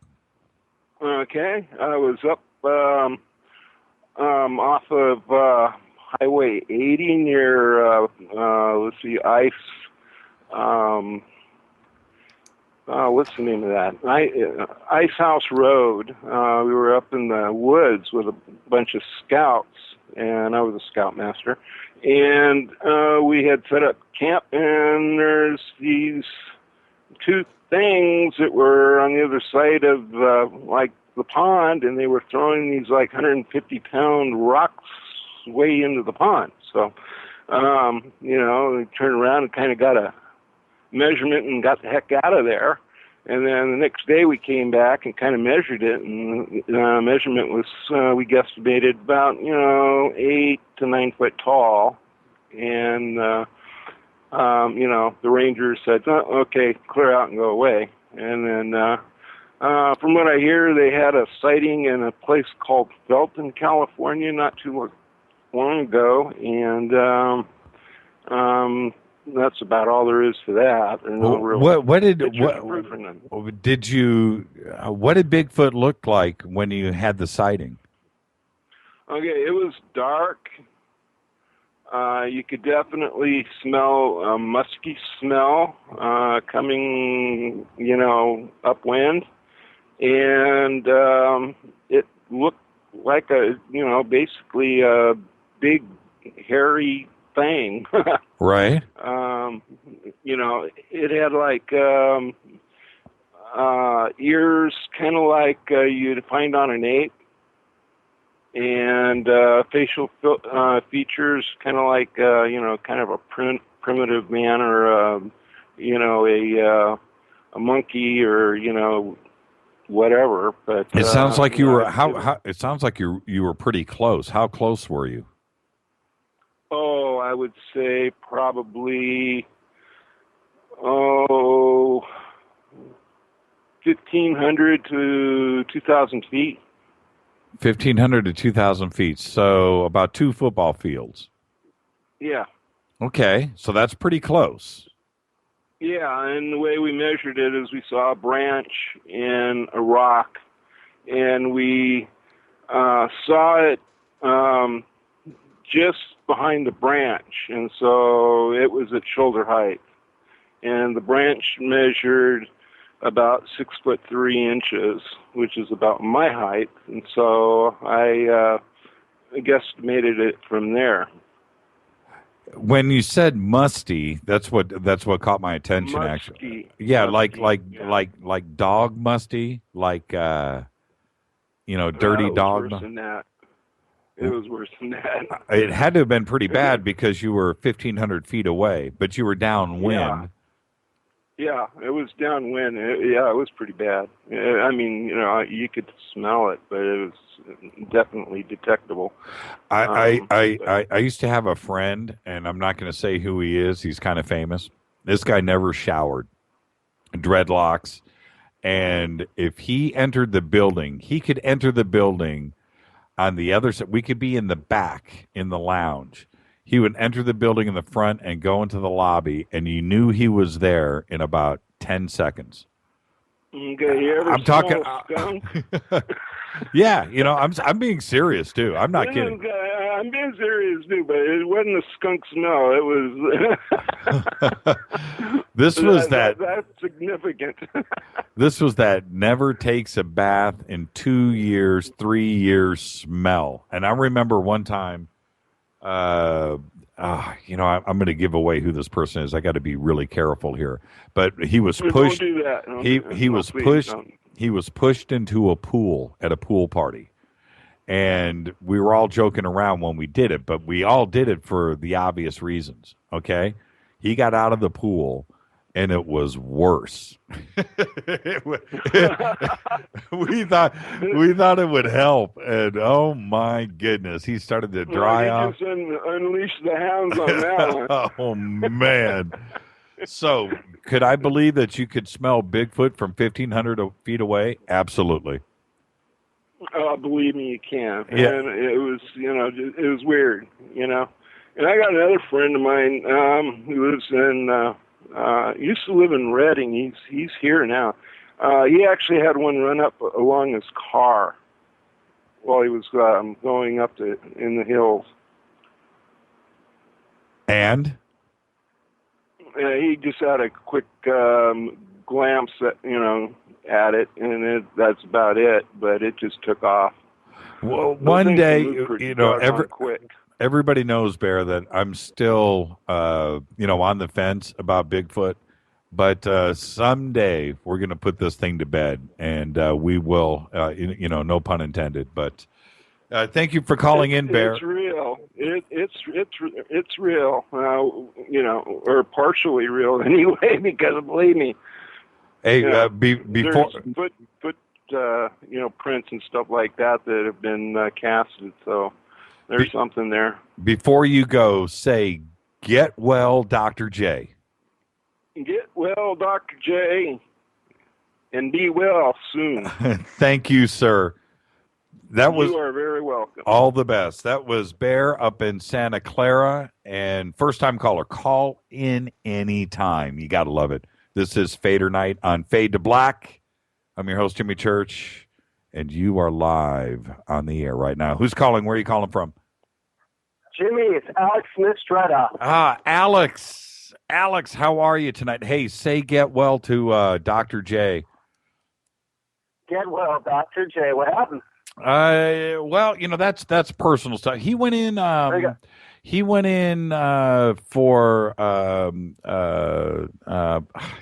it's his personal. He had a little procedure that was done on Friday, and a couple, and he's not doing so well today. It went in to be simple, and you know how hospitals are, so it's but he's going to be all right. He's too young not to be all right. You know what's funny is he was hanging out with you and I just last week at UPARS, and the three of us, you, Dr. J, and I, we were out back talking for I don't know about a half hour, and then a few days later he went in on Friday for his procedure. So here we are on Thursday, and he's not with us tonight, and that is just completely bumming me out. Yeah, I had no idea, man. Yeah, feels better. Yeah, he'll be all right. Like I said, he'll be just fine. He is going to starting next Tuesday, he was going to be the opening act, man. He was going to have his new show on Dark Matter Radio with us, and I got the feeling, unless he is really good, that he's up on his feet like today or tomorrow. But I don't think he'll be doing his show on Tuesday. But hopefully he'll be back with us. He has to, man. He's got to open the show, so he doesn't have a choice. Priorities. So, hey, what's going on with you? I did see. I mean, you're calling in, so I'm going to let you talk. But I did see your post with the skulls today. Oh yeah. I was doing a little research for my book on giants in the American Southwest at the turn of the century. As it turns out, the reason I was writing about it is I don't know if you remember Jason's friend that was with us up at Joshua Tree. Yep. Claimed that he saw one of the skulls back in the day when it was still out on display at one of the museums in Lovelock. Really? Yep. And they inquired about it afterwards, and apparently, it was off display, and now nobody knows what it really is. that was my question. Yeah, where is it today? You don't know? Nobody. Yeah, I don't know. I remember talking about it with Dave Childress a couple years ago when he came and talked to MUFON, and he didn't even know where it was. So. Rick Sinnott just tweeted to you, Alex, and he says, ask him what was up with the pictures of the teeth. Yeah. Well, a lot of the reports of the giants in Lovelock Cave and some other locations in California, Arizona, people mention that some of the skulls have this double row of teeth. Hey, Alex, can I interrupt for a second? It sounds like you're jogging outside in the wind. What are you doing right now? I have no air conditioning. I got the fan going. Let me turn it off. Yeah. There you go. Oh, there. I'm dying in here. Okay, what's up what's up with the teeth? Well, the double row of teeth was something that was reported in a lot of the skeletons that were discovered in the American Southwest, late 1800s, early 1900s. So I did a little research because that sounded kind of crazy to me, right, even for me. Right. And as it turns out, it's not that unusual. It's called hyperdontia, and even today, certain individuals exhibit that it's a gene. Apparently, the gene's usually inhibited, but rarely genes get expressed, and people get additional teeth. So it looks like double rows of teeth or extra molars down the middle, that sort of thing. So it's actually a known condition. So it's not as crazy as it really sounds. Eugene just said this phone call is more of a reason to have David Childress on the show. Have you ever met Childress? Yeah, I met him once a couple of years ago. He talked to MUFON LA when I was still with the MUFON. Okay. Really nice guy, right? Okay, when you met him in person, did he have the accent? No, that came later. Apparently it's his TV accent. Everybody's got a gimmick, George's got the hair, David's got the accent. It's so weird because, when you watch some of the older, and there's a lot of Childress videos online. Yeah, I mean, you can go, and he doesn't have the accent. And so I know. I don't know if he turns it on and turns it off, if it's something that he grew into. I can't think of a dialect or an accent like that around the United States or another country where you would pick that up from. Where do you think he gets it from? And I'm not making light of it. I'm just saying it sounds. Yeah, no. We all know what I'm talking about. It sounds almost British to me. Like you told Madonna a few years ago. Remember Madonna developed a British accent for whatever reason? Yeah. Like that deal. Okay, well, what country was he living in? The country of doofus? I mean, I don't know. I don't know. But I got to say, it's entertaining. Yeah, I mean, it comes off great on camera, right? It sounds great, so I guess that's the point. I'm going to do it too now. Oh man, I have a crystal ball right here. I'm actually rubbing it. I'm looking at it, and it says, "Childress will never be on your show." So there you go. He's, David, for me, he's turned too many corners. He hasn't been on a straight path. I need somebody with conviction that has been on one path, no matter what that path is. You've done your research. You have your conviction, you have your beliefs, you've written your books, you've done that, and you're on a path. I don't need a guy that's been on 10 paths, and that's what bothers me, and I don't want to offend anybody out there, the Childress fans. What I'm trying to say is, I would just find it difficult. He would be too easy to challenge, and that's not right. Yeah, I can see what you're saying, And the one thing I do respect, though, with him is the fact that, hey, he's done a lot of traveling, so at least he's been on these locations, Yes. You gotta give the guy credit at least for that, Yes, but yes. I know what you're saying, yeah. But he didn't used to believe in, he used to totally poo-poo the ancient astronaut theory and chariots of the gods. And Absolutely. And for him now to be, front and center on Ancient Aliens every single night, with every single, 10-ton blocks were moved. And I ask you, it must be aliens, So, for him to go from the opposite of that 10 years ago, before Ancient Aliens is on, you can go watch any number of videos, any number of books that he published. Yeah. And so, like I said, getting him, I don't want to know why you made your about face, because I'll draw my own conclusions. And that's my point. I just, when you have somebody on like Michael Barra, or you have somebody on like Richard Hoagland, or you have somebody on like Bart Sibrel, who believes in the Apollo hoax theory. These are guys that believe in what they are saying. So I don't have issues with that. Jeffrey Meldrum, the most outspoken, he's a PhD, yes, but outspoken about his belief in Sasquatch. Okay, well, that's the guy that's the guy I want on the show. I may not believe in Bigfoot, but if I'm going to challenged and be challenged by somebody, I want to be challenged by somebody that absolutely believes in what they are saying. Not somebody that's saying it this week. Dig it? Yeah, no, I'm with you. I'm with you 100% on that. Absolutely. Somebody just posted right now, DTAP on Twitter. He says, wow, I had no idea Childress flip-flop. Childress flip-flopped 10 times. He didn't just do it once.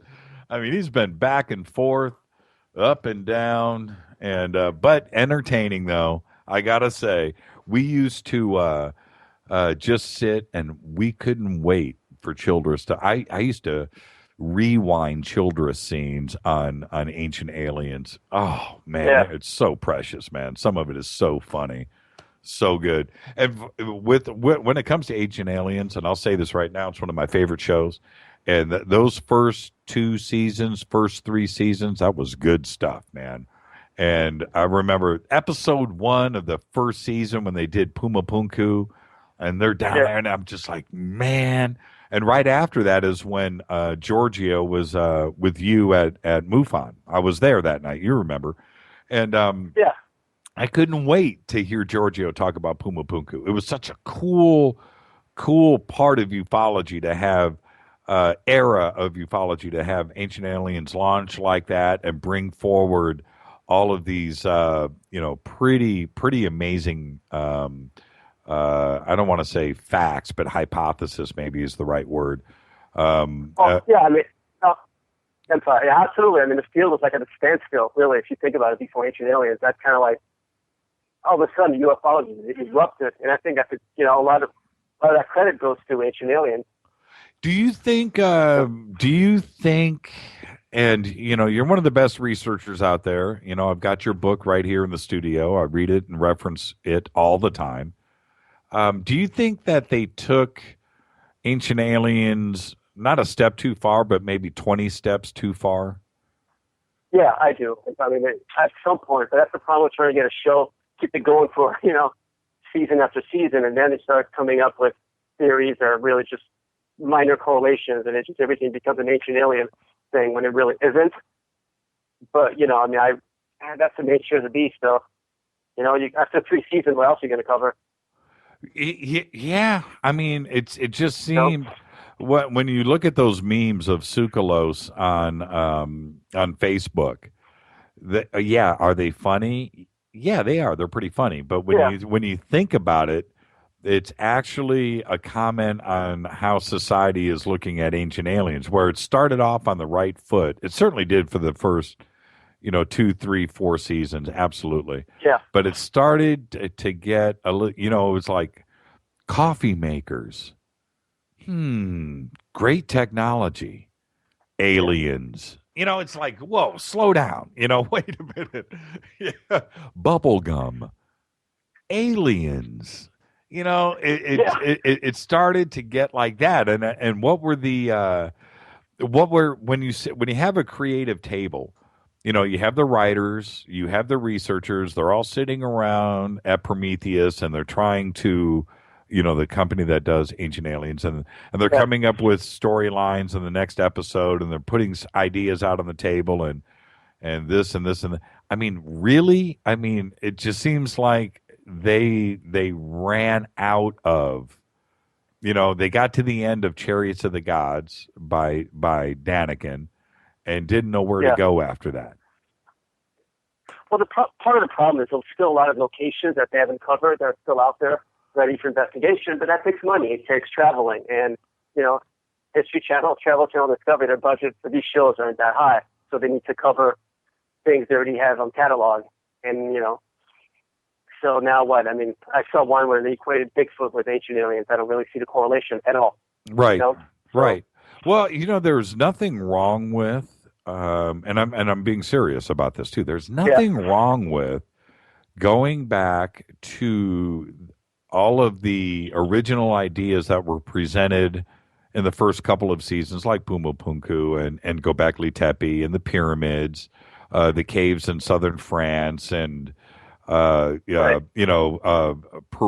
and Bolivia and Tiwanaku and all the Mayan stuff. There's nothing wrong with going back and revisiting those subjects again, because there's more information that has been presented since then, and continue the research.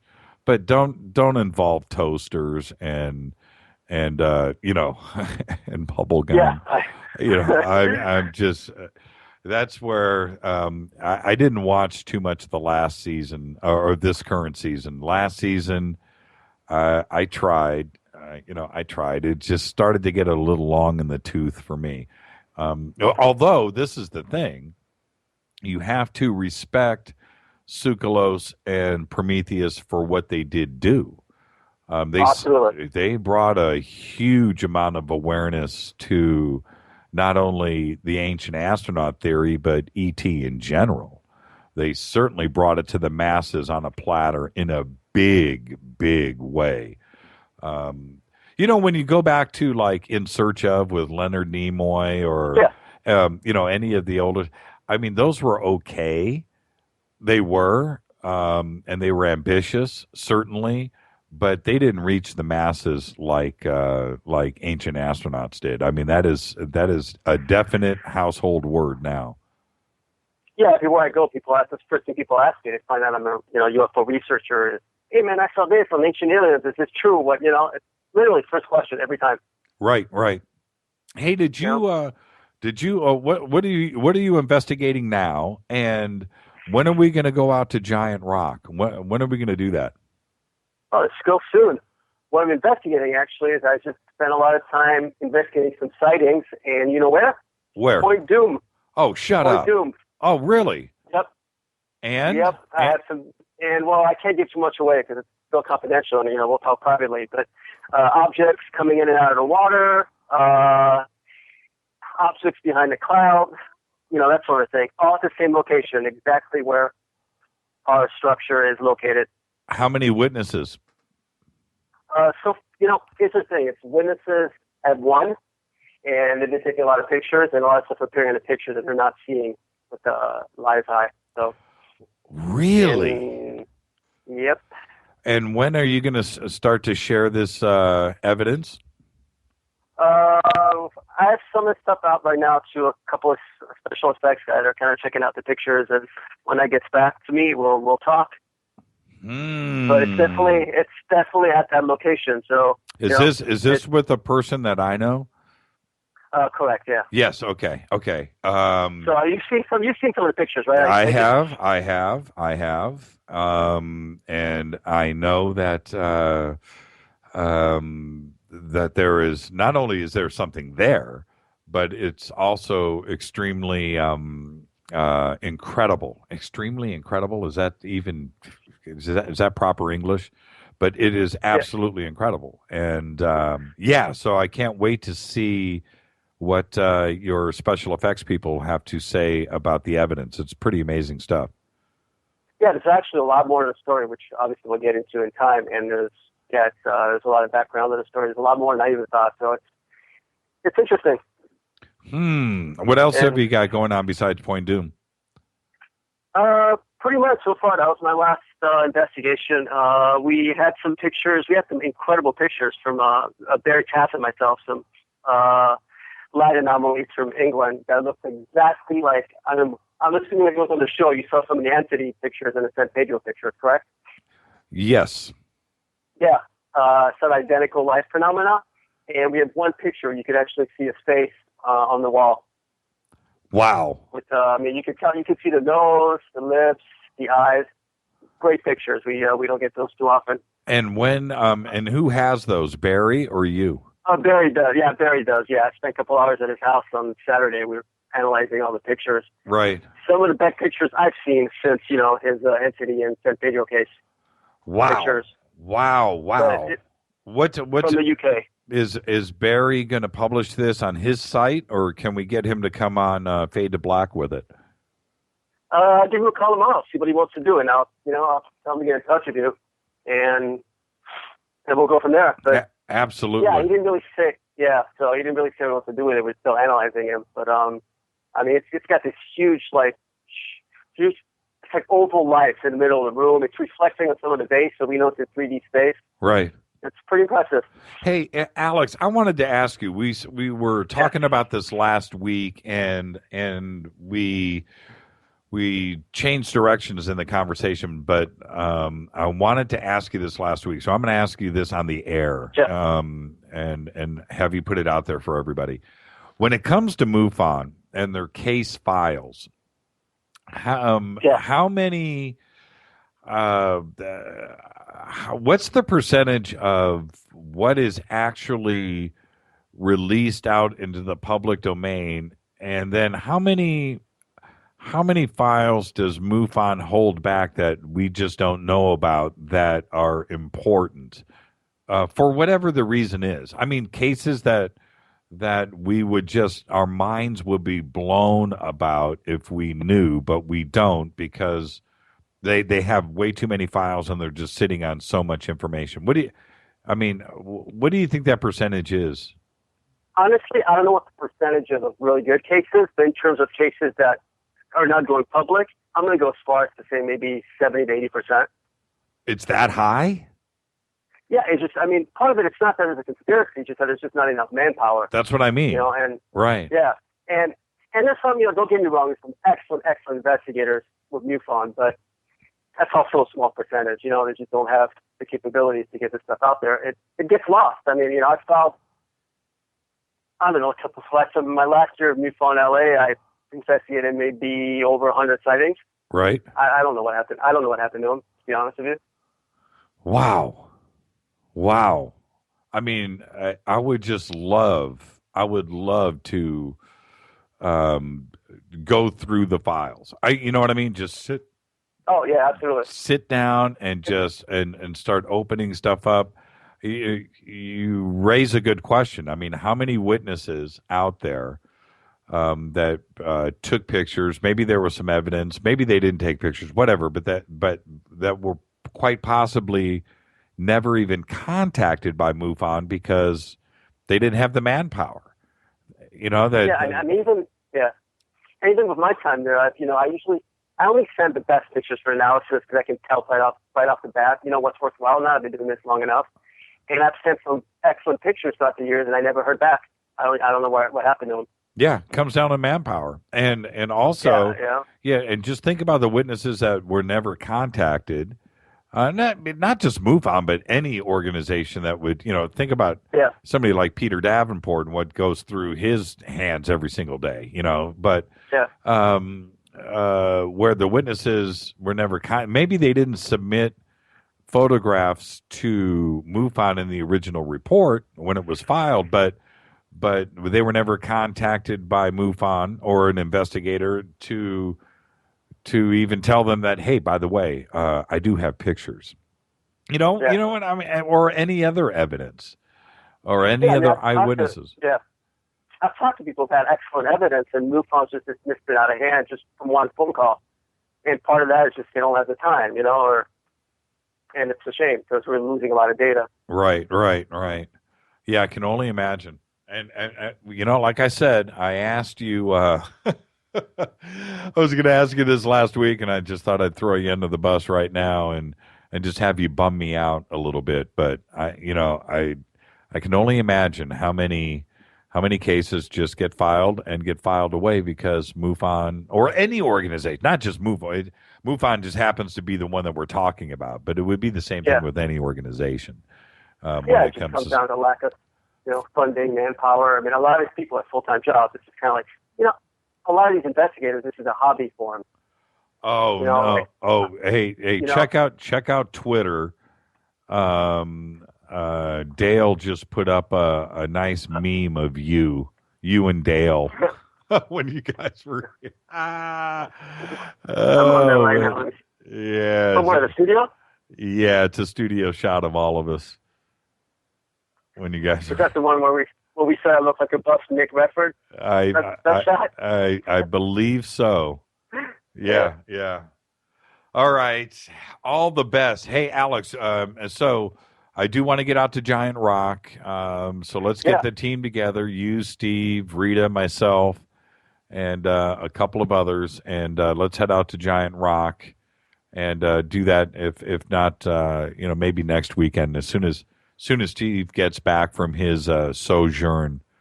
Anytime. He said he flew to 15,000 feet yesterday. Did you see that? Yeah. How do you do 15,000 feet in a hang glider? Yeah, it's pretty high. I've skydived and it's only 13,000 feet, but that's higher than that. I mean, somebody needs to help me out on this. Do you have to have an oxygen tank? No, you don't. 15,000 feet? It's thin, so you're fine. You can still breathe. I jumped at 13,000, and you can still breathe pretty well. Well, I've done Mammoth and gone up and done Kamikaze and mountain biked up there at 12,000. What is that? 12,800 feet. Okay, I get that, but you go up and then you come back down immediately. You're back into the oxygen. Right. I'm not flying around at 15,000 feet. That's what I'm trying to say. If you're going to do anything, you're eventually going to run out of oxygen. I mean, that seems high. So, all right, check out the meme. It was just posted. Maybe I should read it. Hey, Dale, where are you going? These guys know how to know where stretching my legs. Oh, yeah, you remember that? When Dale stood up, and I go, where are you going?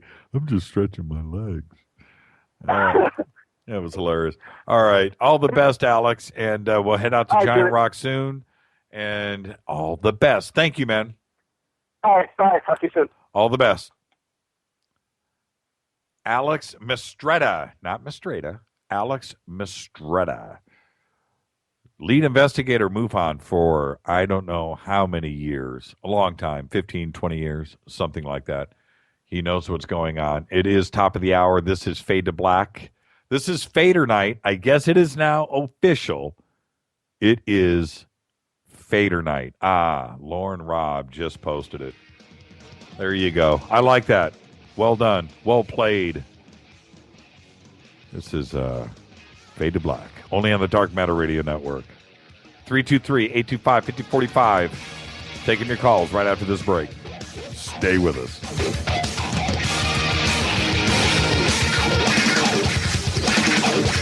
This is William from La Crescenta. Anderson, and I listen to JimmyChurchRadio.com. Jimmy Church.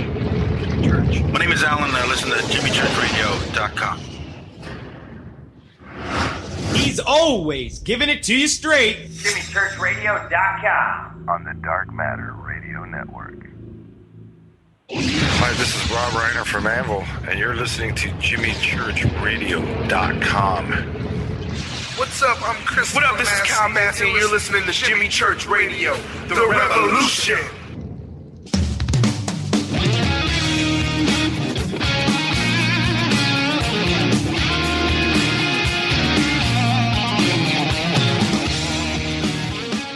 All right, Fade to Black. That's what I'm talking about. This is Fader Night. Let's just jump in. Let's keep it going. Back to back to back to back to back to back to back. You are live on Fade to Black with Jimmy Church. This is Fader Night. Who's calling and where are you calling from? This is Brian Anderson from Kalispell, Montana. You've got to be kidding, Brian. How are you, sir? I am doing good, Jimmy. How are you doing? It's great to hear your voice, by the way. The man behind the myth. You know what I'm saying? The legend. I hear you. How are you tonight, man? What's going on? Oh, just listening to the show and waiting for a storm to blow in. What city are you in again? Kalispell, Montana. I have never heard of that. Well, okay. What's the next biggest city? Missoula, Montana is south of us. Okay, we've all heard of Missoula. Okay, how far from Missoula? Roughly about 100 miles. Okay, not too bad. And up there, that's a walk in the park. So yeah. Okay. So I'm picturing you on. Do you have a big ranch, or are you in like a suburb? No, it's a 5-acre plot. That's about it. We've got other properties around here. The minimum is 5 acres. That's incredible. You know how many square feet my lot is? Rita and I's house. Well, since I lived in California, probably not that much. I think it's like 7,000 square feet. Yeah. So think about that. Yeah. No room for a pool. Yeah. That's for sure. So. Oh, that's for certain. You know, when my gardeners show up here, once a week, and I don't even know why I have gardeners, but they are here for 5 minutes. The truck's gone. Just like when I'm out mowing the lawn, I'm out there for an hour and a half. 5 acres? 5 acres. And how much of it? About a quarter. We only have about a quarter of it developed. Oh man, that sounds wonderful. It really does. It really does. So, what have you got for us tonight, Brian? Well, if you want a Ouija board story, I've got one for you. Bring it. Let's go. Okay, this was before my grandmother and her sister moved out to California, so this would have been about the 1930s from Ashland, Ohio. Okay. They were into Ouija boards. Her and her sister were into Ouija boards like you would not believe. They came across the shop one day and they saw this Ouija board and they asked to try it out in the shop. Something that nobody ever got a straight answer out of them, but something scared them. They bought the Ouija board, took it home, and burned it, and wouldn't talk about it from that point on. So what happened? Nobody knows. That was between the two of them. It was just between the two of them, and they wouldn't talk about it. Not even to my grandfather. And my grandfather was with them at the time, and they would not talk about it at all. They just purchased the board right there and then, took it home, and burned it. What? Okay, now as time has gone by, has it ever been divulged? No, never. It has never come out. Not once. Not even before she passed away. She passed away back in 86. She was 86 years old. Took it to her grave? Okay, what are the family rumors about it? That is it. That's the only thing anybody ever knows, has ever known. because they would not say another single word about it. They just took it home and burned it. Okay, let's back up. Let's back up for a second. You said that they bought it at the store and brought it home and burned it. Did they use it at the store? Yes, they asked to use it at the store. Right. And as soon as they got done using it, my grandfather was outside the store waiting for them, probably smoking a cigarette.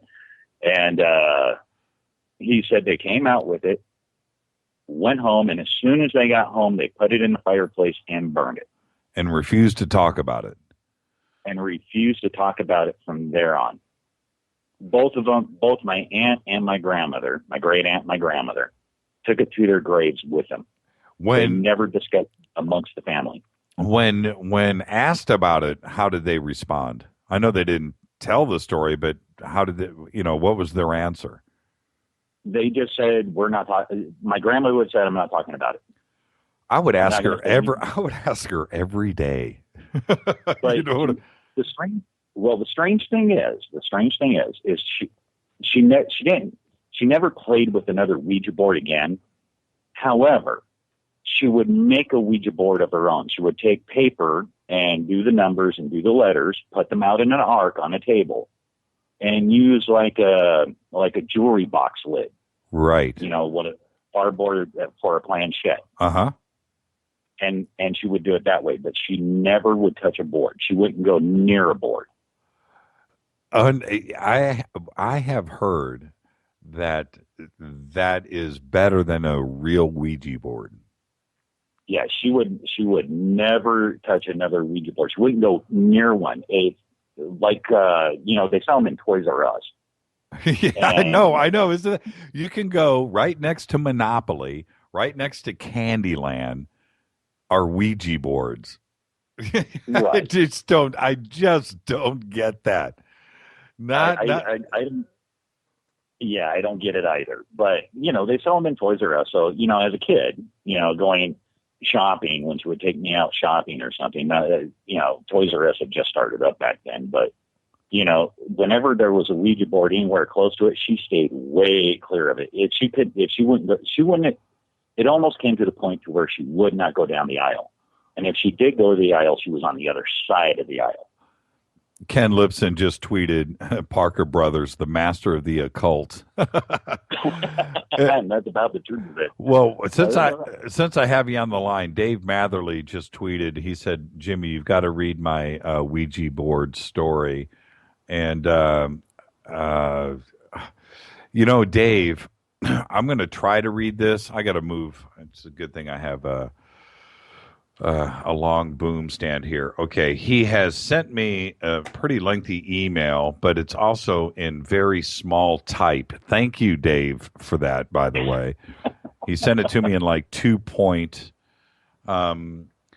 Okay, this is his Ouija board experience. I will try to get through this. I explained to the others how this was supposed to work. Tiny nudges from our fingers additively act upon each other. Our brains collectively and simultaneously try to figure out where it's headed, and eventually it spells out the word we subconsciously agree on, a purely democratic process carried out subconsciously. I fully thought that this was the case. I had no doubt that it was nothing more than basic neurological human brain magic. No way we were actually in touch with disembodied souls, or worse. This went on for many weeks into several months, and on practically a daily basis. At first, we learned that we had a small group of entities that would take turns talking to us. We also had a pushy, bossy, and sometimes apparently insane character barge in and drive the others off. But most often, we seemed to be speaking to the spirit of a little girl that died at the age of 4, claiming her name was Helen. Helen seemed curious about the board and us. She wouldn't simply answer questions. She also asked them. She described herself as wearing a blue dress and carrying her doll with her, the doll she was buried with. She had no idea what year she passed away. We tried to have her give us clues, but she never made much sense. We asked which direction. The oracle pointed in one direction. We We'd walk, couldn't find her headstone. It pointed in a different direction, etc. Never found any grave of 4-year-old Helen. Maybe she was lost. Helen was a daily conversation. She was the most fluent on the oracle, super fast, responsive, and accurate. So fast with so much momentum, it gave us an idea. One day, the three of us, the living ones, planned to take our fingers off the oracle all at once just to see what happens. We did that several times, and each time the oracle would slide to a halt, headed in the same direction it was moving when we released it, except once it curved its path. We let go. When it headed west, it curves northward. We clearly saw the change in direction. It was creepy, but not enough to satisfy us. One day, Helen asked us about Darren's dog, Buffy, an aged terrier, a sweet little female dog with badly thinning fur. I can't recall the subject of the question, but she said they had dogs there, like Buffy, meaning the spirits of other terriers. She often tried to describe what the realm was like, but words would begin to garble when she said others would stop her from describing it. This was a detail I found very intriguing, as if she was breaking the rules by saying too much. On a whim, I asked her if Buffy would be able to hear her call for her, and told Helen to stand by the front door and call her name. Helen said, okay. We asked if what she was doing, and she said yes. We looked at Buffy laying at the foot of the bed. Her ears twitched. She rolled her eyes to the front door. She began to act a bit nervous. She looked at us, glanced toward the door, quickly looking away. I'm very serious. Her stress was on the rise. We stayed as quiet as possible. We told Helen to kneel down and call her to the door. Keep it going. No joke. Buffy got super upset, whimpered at us from across the room as if to say, I can't take this. And she scampered out of the room into the kitchen with her tail between her legs in the direction away from the door. My mouth dropped. We all left the room immediately. We talked about it, tried to come to terms with it. Eventually, we got back to the board. Strangely enough, it went back to moving real slow again, not slow again like none of the previous few months had ever happened, and Helen wasn't there. And for me, personally, only me, if my fingers were on the oracle, it would only do whatever I expected. It never worked for me again, ever. I haven't been on one of those since 1982 and have no inclination to do so. Wow. Wow. Wow. Wow. Dave. That is definitely an experience right there. Wow. Well done. We were talking about, thank you, Dave, for that. And wow. Yeah, I'm totally creeped out. That's, yeah, you know what's funny? I just watched, and Twitter just stopped too. Everybody was just listening. Oh, wow, wow, wow. Wow, I have nothing to say to that, but wow. No, that's one heck of an experience right there. Wow. I'm very rarely am I caught speechless, but that, yeah, wow. Wow. Wow. I don't want to poo-poo on your Ouija story, but Dave just took you to task. Yes, no doubt there.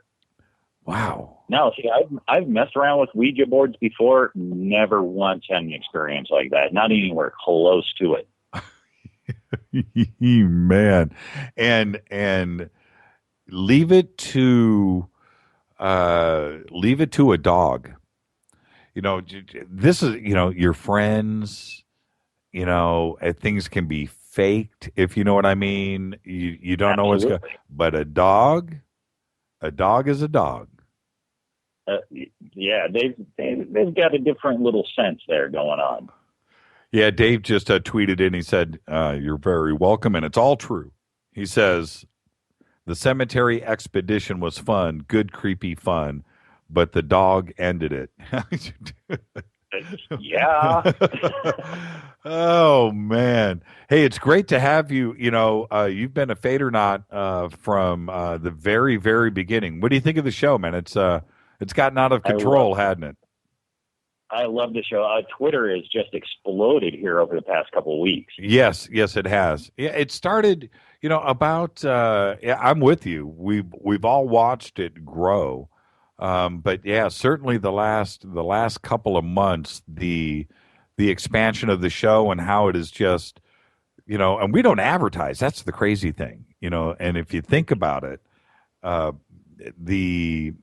there is no massive media campaign behind this. It's just word of mouth, Brian, with people like you telling other people about the show, and they tell, and it has just grown into this monstrosity. And we're right on the heels of the big guys, if you know what I mean. It's pretty cool. Well, Gene and I and Lou were having a discussion about that on Twitter. What was it? I want to say maybe about a week ago. Right. How, there's no marketing. It's not like you're going over the syndicated airwaves and promoting the show. Right. I got email today from a radio station in the Midwest, and they were saying, tell us how to get Fade to Black on the air here. We want you. We have Coast to Coast. And we have Clyde Lewis, Ground Zero, and we would love to have Fade to Black. Please tell us what to do. And that's not the first time that's happened, but that just came in today, and it's pretty cool when that stuff happens. So that's exceptionally cool. That is exceptionally cool. Yeah, there's things happening. We'll start to make some disclosures here over the next couple of weeks, but Fade to Black will never end. No matter what happens, Fade to Black stays. So I'm saying that with a wink. Okay, all right. All the best, Brian. Same to you, Jimmy. Thank you, my brother. All right. Bye-bye. Bye-bye. That's Brian Anderson. That's a first-time call from one of the original Fadernauts that has been around since the very, very beginning. Thank you, Brian. Absolutely great to hear your voice, my brother. You are live on Fade to Black with Jimmy Church. Who's calling? Where are you calling from? Hey, Jimmy, can you hear me? I can hear you, but whatever's going on in the background, you need to turn it down. All right, hold up. Just give me a second. I'll kind of walk outside. Anyway. Are you in a what's that? I said, are you in a bar? Oh, man, I'm at work. Who's calling? Who is it? This is Jeremy. Not Jeremy May. Oh, hey, Jeremy. Not Jeremy May. Not Jeremy May. How you doing, Jeremy? No, he don't have the balls to call yet. So anyway, Jeremy Paul. Hey, man, I wanted to go back a couple of days, some of the couple of things you got on. DARPA, number one. Yeah? Yeah, I'm listening. Okay. I wish they'd stop pretending that they want to help us with their little inventions, that they want to chip us to try to save us from post-traumatic stress. Oh, yeah. That was pretty crazy, wasn't it? Ridiculous. They want to come up with autonomous vehicles to try to go in and put supplies in, and right. It's always something humanitarian. Right. But I think it's always something darker than that with a Pentagon agency.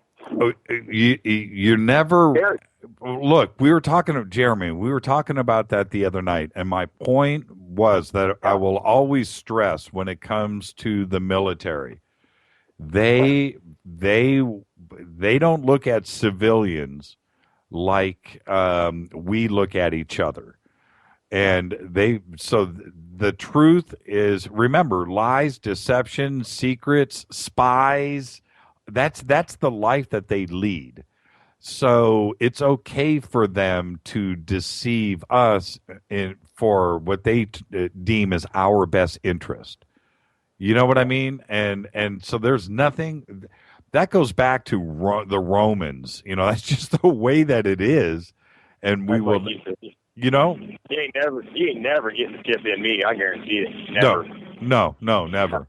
And another thing you said the other night, you were talking about how you go back in your dreams. Remember how you said you can go back to sleep and go back into your dreams? Oh, absolutely. I can do it on command. There's a couple things you said but I couldn't call in this week because you had these guests on Roswell. They want to call in. Hey, and change the subject to something silly, like what we talked about earlier in the week. But anyway, I did that one time. I went back into a dream. And the reason I did is because I didn't have my glasses on. I woke up because I couldn't see in my dream because I didn't have my glasses on. Right. I woke up, put my glasses on, and then went back in the dream and I could see. That's why I woke up, put my glasses on. That was a weird, funny deal. Well, anyway, I can now. I've talked to a lot of people about this that can't do this, and I thought everybody could. I did it one time. Yeah, me. If I get up in the middle of the night, I'm in the middle of a cool dream. All right, or whatever. I get up in the middle of the night, go to the bathroom, or I'm thirsty, get a drink, and I'll know exactly where I left off, and I'll crawl back into bed, and I just like an edit in a movie. I can just close my eyes and go, okay, this is where I was. Okay, boom, and I'm off and running right where I left off. Yeah, absolutely. I'll take it one step further. I called Zach Bagans today. Okay, and he does that show Ghost Adventures. Okay. And trying to get him on the show next week. So anyway, Ghost Adventures, what I used to do with Ghost Adventures when there would be a marathon on, I would turn on Ghost Adventures, and Rita would hate this. Okay, I'm telling private, personal stuff. But I would sleep to Ghost Adventures. I would sleep to that show.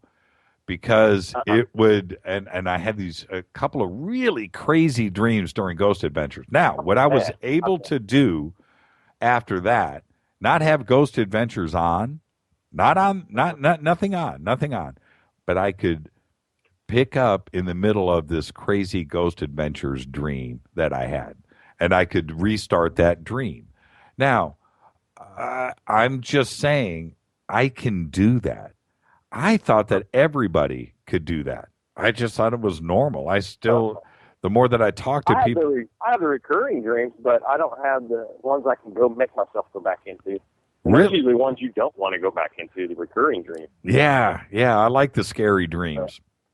I really do. Anyway, man, I don't like the scary stuff. I don't like the Ouija board. I don't like the tarot cards. I don't like any of that. No, I don't like the horror movies. My wife is the exact opposite. Loves the horror movies, loves the ghost shows. Yeah. Watch all that. Well, anytime I've ever messed with tarot cards, I ain't scared of aliens, but because they're alive. But ghosts, they're dead. I don't like the dead. Anyway, Jimmy. Oh, you're the best, Jeremy. I like you, man. I love you, brother. We'll talk to you later. Good talk to you. Hey, man, go back to work, man. Thank you for listening during work. Later, bro. I'll talk to you. I wonder if his boss knows that he's listening to the show. Oops. Wonder if his boss knows. What do you think? Walking around with a headset on, got his iPhone in his pocket.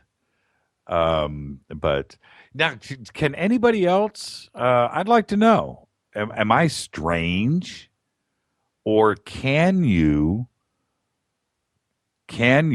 go back into a dream that you've had in the past and revisit it on demand? Can you do it? I can. I do it all the time.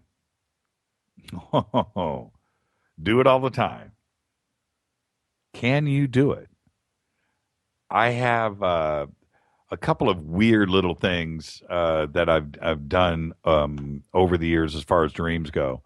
And I am able to, not to get specific with what the dreams are about, but a couple of them are pretty cool. And one of them that I have all the time is myself in a vintage Ford Mustang driving across the country at night. Strange dream. Visiting people, family, friends, different cities,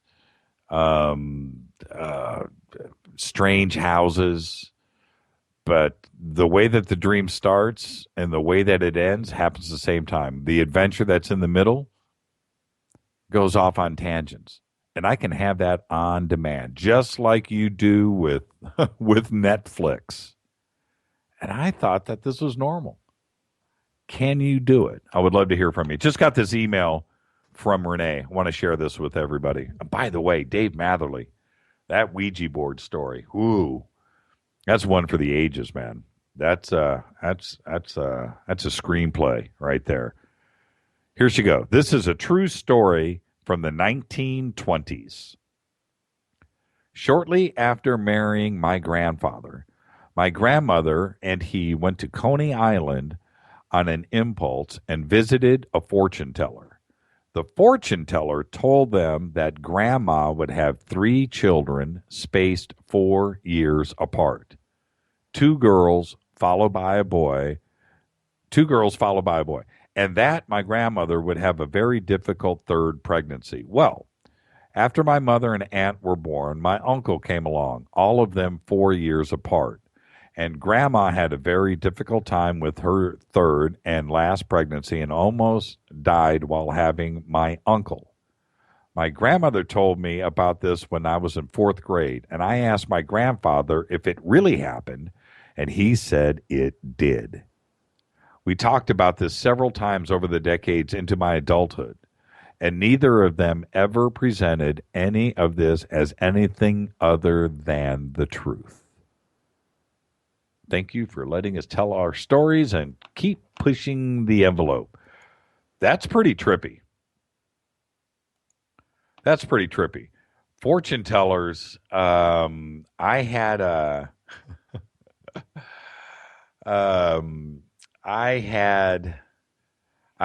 can't get specific, but at Canner's Deli. Canner's is a famous delicatessen here in Los Angeles, down in the Fairfax district, owned by Mark Canner and his family. And one year, and it was on July 4th, and the reason why I know it was on July 4th, and I remember this specifically, I went and saw a friend of mine's band play at a backyard party down in Orange County, and called Hans Naughty. Dale Romero. You remember Hans Naughty, don't you? Of course you do. So Terry was a ripping guitar player. Danny Jazz, the singer. So we go down there and we see him play in this backyard party during the day. And we're driving back. This was 1994. We were driving back and we stopped by Canner's to eat. It was, and so we go in and Canner's was empty. And we sat over on the bar side in a private booth. Mark sat us down in an area where we could sit by ourselves. And this guy comes up and said he was a gypsy. He was wearing a suit and he had these green eyes. I'm going to say this guy was between 60 and 70 years old. Good-looking guy, distinguished looking, in a suit. Sits down with us, uninvited, and starts talking to us in this booth. And he then started telling our fortune, specifically me. And he said 1, 2, 3 things. Yeah, Dale just posted, I used to really dig Hans Naughty. Hans Naughty was, by the way, everybody, they were like they were an original band, but they looked and sounded like Van Halen in a good way. They were a pretty good band. Fun to watch. So anyway, but he said a couple of things that were very, very, very specific. And they both came true within a year. I can't really say what they were. Very personal. But it freaked me out. And that guy got up and walked out and left. And I remember Mark coming back over to the table. And he said, "Who was that guy? Is he with you?" I said, "No, I thought he worked here." "You did not know?" "No." And the dude split. He walked out on the street and left. And I was just like, he was a gypsy. He was. You didn't know who he? No, I don't know who he was. I believe I talked to Mark about this a few years ago and brought this up. And I can't remember. You have to ask Rita if he remembered the story. But yeah, fortune tellers, man, and especially of the gypsy kind, pretty scary. Hi, you're live on Fade to Black with Jimmy Church. Who's calling? This is Bear again. I got a little story for you might enjoy. Okay, Bear, go ahead. Okay, I was a scoutmaster, and we were at Yellowstone Park, and we got the boys all down, for the night and everything, and the scoutmasters were kind of like in the tent, and on the way in, the ranger said, "Make sure you take all your food and everything, put it in a duffel bag, and hoist it up a tree." And so we did. It was getting dark. And all of a sudden, in the middle of the night, we hear a bump. And we go, "What?" We grabbed our flashlights, and then just about the time we got out the door, we hear bump. And then we got a pretty good bearing on what was going on, and we heard that bump. And then we turned around and had our flashlights on it, and it turned out to be a doggone bear. Was climbing up the tree and climbing off the branch and jumping for the duffel bag, and the thump was him hitting the ground. And well, the bear casually got up and walked away, very undignified, and that's the story. Kind of a spooky thing in the night. It sounds like you might enjoy it. It sounds like a story that Dale Romero, I think it was Dale, that told us about his experience with Bigfoot. Yeah, very similar this story. Is a bear. This is definitely a bear.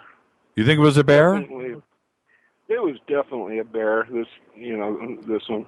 I called in about a Bigfoot earlier. Yeah. But this was definitely a bear. I mean, it's very easy to distinguish the two. A bear is a bear, and that's. And hence your name. Hey, Bear, your phone is breaking up. I will let you go, my friend, and you take it easy. I've been listening to you for a long time, so I thank you. Be well. Hey, Bear, first time caller, but call back anytime. Thank you, man. All right. Have a good night. Be well. Bye-bye. You too. I was just, check this out. I was telling the story about James Doohan, and I just got this email from Renee, and here is the video that we shot for Elise's. How cool is that? At the time of his yes, this is it. This is the whole story, Renee. And here it is. Wow, that's absolutely amazing. Yeah, Ron Wilkerson. That's the guy. Yeah, that is totally cool. Hi, you're live on Fade to Black with Jimmy Church. Who's calling? Hey, this is Steve from Bluefield. Steve, how are you tonight, my friend? Doing good, man. How are you tonight? It's another great night on Fade to Black, man, and it wouldn't be complete unless you didn't represent. I'm just letting you know. That's right. First off, man, we got to say, Dr. J, get well, man. We miss you, and we need you back in the field, man. Absolutely, man. And he's so well respected and such a cool guy. And, we're all freaking out a little bit, but, he's going to be just fine. That's the only way you can look at it, right? That's right. That's it. But I have got a crazy ghost story, man. Give it to me. I was 18 on Halloween, and a guy that I grew up with, his dad owned a amusement game store, and the house that he grew up in was abandoned. and he always told us that the damn thing was haunted. That's why he'd never go back there. And we was at the time we was into ghosts. We all wanted to go in the house and see if we could see a ghost or have any kind of activity with a ghost. And we was all gung ho. There was three boys, and my friend's father. Well, he tried to play a trick on us, and he had one of his guys from his shop sneak in the house before we get there, and was going to scare us. So we get in the house, and we're kind of got a flashlight, and we're looking around, and I took off up the steps to go upstairs, and the house been abandoned for years, up above the railroad tracks on this hill. Nobody had been in there in years. So I hit up these steps, and they're, creaky and cracky and making all kind of noise up the steps. So I hear a bunch of commotion downstairs. Well, the guy that worked for my friend's father had jumped out and tried to scare him. Well, I figured, well, there'd be someone else. I heard him laughing and carrying on. I was like, oh, he's joking. Well, at that time, a man walks in front of me out of a room and into another. And I jumped back, and I'm like, what did he look like? Well, he just was black. The house was pitch black. This was at night. Right. And all I had was a flashlight. And I'm like, what the hell was that? So I just turned around and head back down the steps. And I thought that it was just someone else playing tricks. Right. And I get down there, and I'm like, who do you... well, how far away... Like, hey, who else you got in there? Hey, Steve, hold on really quick. How far away was he when he jumped out? Oh, he wasn't 10 feet away. Oh, so he was right there. He was right there on me.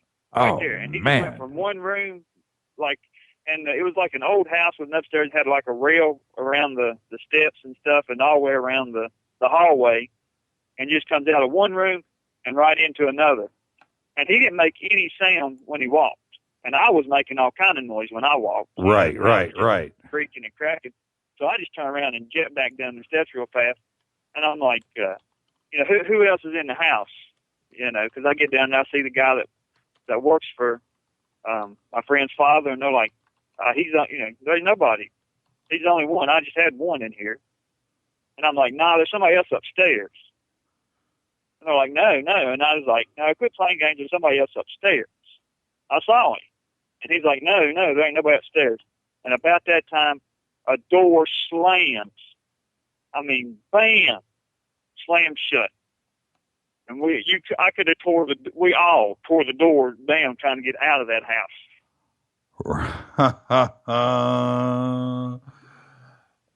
How you doing? You couldn't pay me to go back in that house.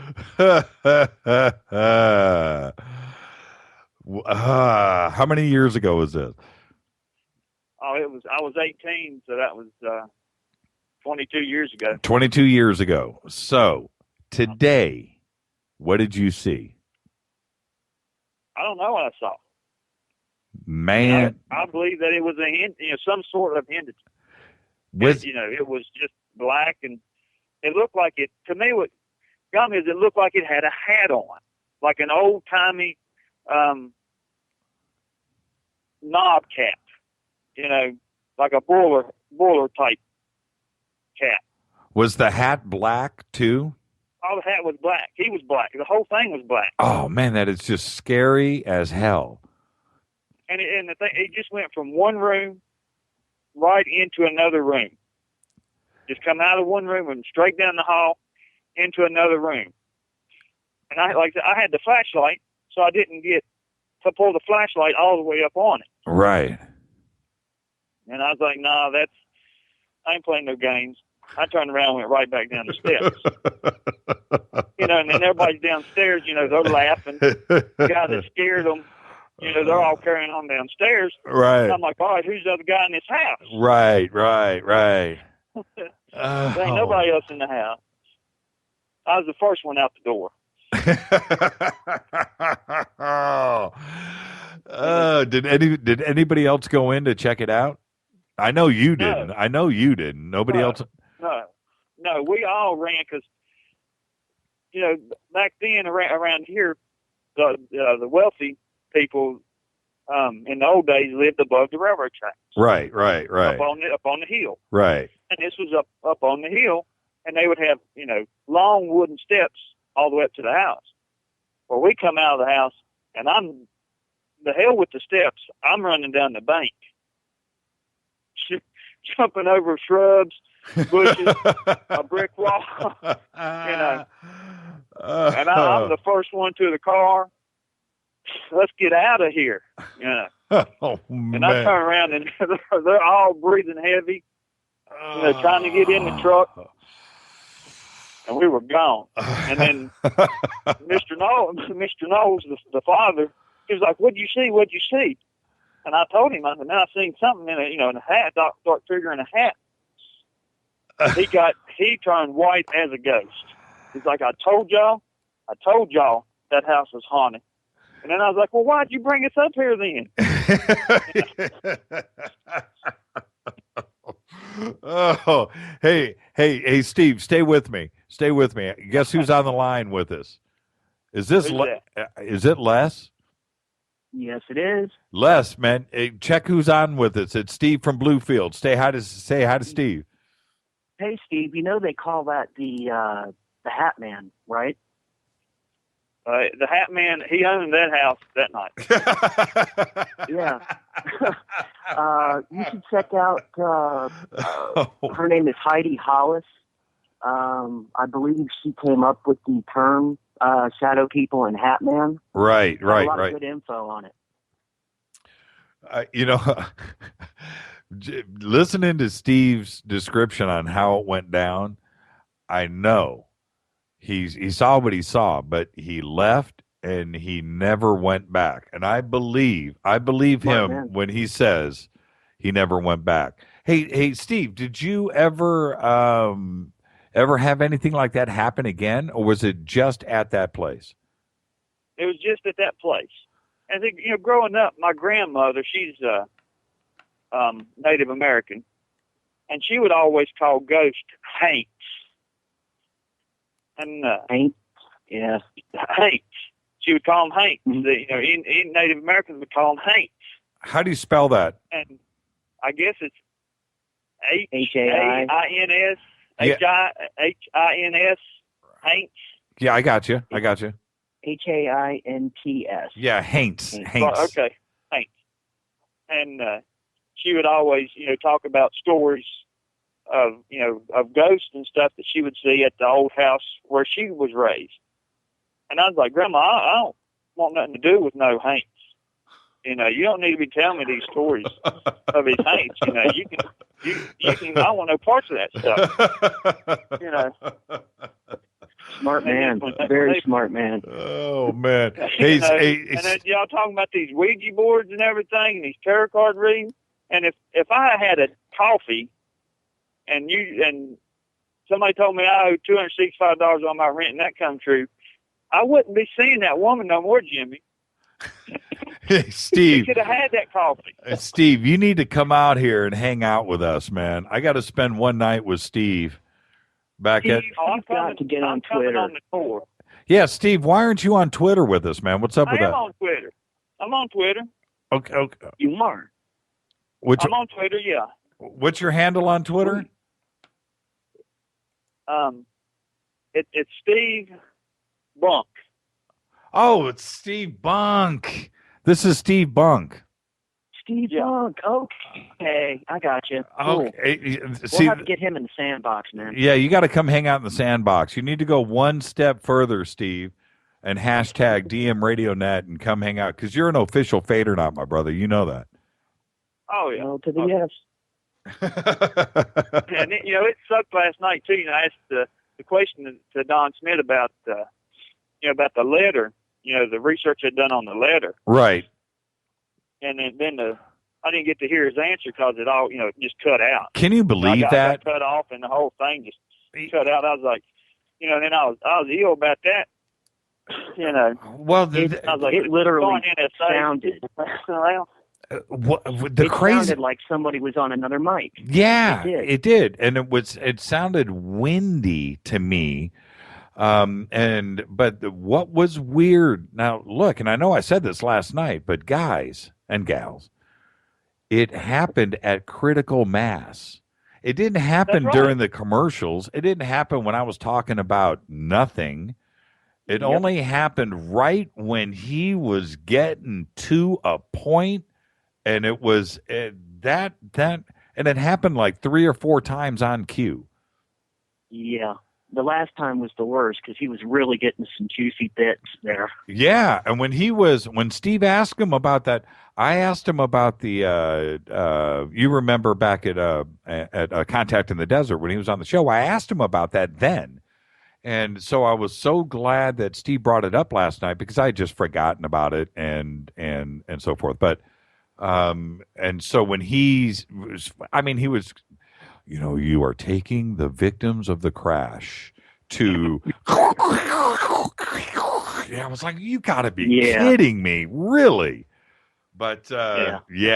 It sounded like a dude, with like it hadn't shaved in a couple of days, and the phone was just, he was just rubbing the phone up against his face. Yeah, it did. It sounded a lot like that. I was like, come on, man. And then I heard a little bit about Right Pat. Yeah. And that was it. And I heard, I got a crazy story about Right Pat too. My old man, he was a Vietnam vet, and he was in Marine recon, and for years he'd never tell me anything about Vietnam. I'd ask him, and I didn't find out until like I was 10 that he even was in Vietnam. And growing up as a young kid, I was watching John Wayne all the time and stuff, and I want to know about Vietnam. Well, my old man, he'd never say nothing. He'd be like, when you get old enough, I'll tell you anything you want to know. Yeah, so my dad was like that. He didn't talk much about it. Wouldn't say nothing.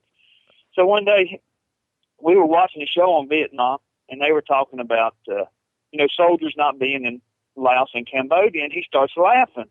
I'm like, that's a lie. I'm like, what do you mean? He's like, I spent half of my tour sneaking around in Laos and Cambodia. So, he goes on and tells me a story of, him sneaking around Laos and Cambodia, watching villages and stuff like that. Well, at the end of his tour, when he came back to Paris Island, they had 30 days before they would release. So, at the end of before then, the 30 days was up. You there? Yeah, we're listening, man. Okay, we're listening. So before the end of the 30 days was up, him and another guy was approached by some individuals, and they were asked if they wanted to be guards at secret bases. And my dad said, he was done with the military. He wanted out. Well, one of his buddies wanted to re-enlist and be a lifer. So he did. Well, years later at a reunion, he catches up with that dude and asked the guy what did he do in the rest of the time in his military. And he told my dad that he had went on and was an armed guard at some secret bases, and one of them happened to be Wright Patterson. And my dad asked him, said, well, can you tell me anything juicy, And he turned to my dad and he said, listen, he said, there's stuff at Wright Patterson that would blow your mind. You're not living in the world that you think you're living in. And my dad's like, wow. That's crazy. And he's like, I just can't tell you any more than that. Wow. Hard. Yeah, that's crazy. That's absolutely nuts. Hey, Steve, all the best, man. And do me a favor before I let you go. Just say, get well, Dr. J. Get well, Dr. J. I appreciate it. Amen. Hey, good night, fellas. You too, man. Thank you, Steve. Good night, Steve. Les. Hey, you know what I'm going to do with you, Les? I'm going to give you the script for the credits for the end of the show. And so what you from now on, when you close, I'm just going to roll the music and listen to you read credits one night. You want to do that for us one night? Sure thing, man. You think he can hang on cue? I think I can hang on cue. So since this is the week wrap-up show, what did you think? I thought it was one of my favorite weeks of all time, and I think everybody will agree with that one. Pretty strong, wasn't it? Monday night we had Chad Meek. And that was awesome. That was absolutely amazing. And I wish everybody could have come out and hung out with us at Denny's because that was a pretty epic conversation we had at Denny's. Are you sure you're not working for them, man? You were named. You made us all hungry together. And the funny thing was, we went right next door to Denny's is Dr. J's, John Elias's family restaurant. It's called the James, and I didn't know that. Yeah, it's right next door, and it was closed. And it was like, what are they doing closed? So I don't know. I don't know why they were closed. So that's why we ended up at Denny's. And then the next night, both Marcel's on the show with Bill Burns. That I'm just like, wow. Yeah, that makes for good radio. Definitely, I love the round table. And wasn't that fun? I didn't know if I was going to be able to control it, but it went rather well. And then, of course, it did. Don Schmidt last night. Even though we had those technical issues, I just got to say, Don Schmidt last night absolutely floored me. Yeah, he did. Very well-rounded week. Very strong week. We need to do this like every year, I think. Roswell week. Roswell week. And it was fun too. That's the thing. This week was fun, and I can't, this is, if we go back and we look at we've got 1 minute left. I'm going to pull open. Check this out. And I'm going to stir your memory really quick, but just check this out. Okay. I can't. Yeah. Just check this out. This is the beginning of the year. This is in 1 week. John Anthony West, Larry Haber, Oliver Williams. The next week, Travis Walton, Stan Romanek, and the Bridgewater Triangle movie. Week after that, Jerome Clark, Stephen Bassett, and Nadine Lalich. The week after that, Jeffrey Meldrum, Antonio Paris, and Michael Cremo. The week after that, Stephen Greer, Philip Mannel, and Leslie Kane with Mark Center. The week after that, Preston Dennett, Nancy Talbot, and Bryce Zabel, all in 1 week.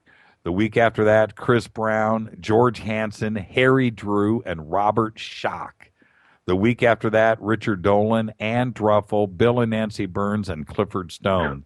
The week after that, Nick Redfern, Kerry Cassidy, and Kevin Randall. The week after that, Bob Schroeder, which was one of the most epic shows we ever did.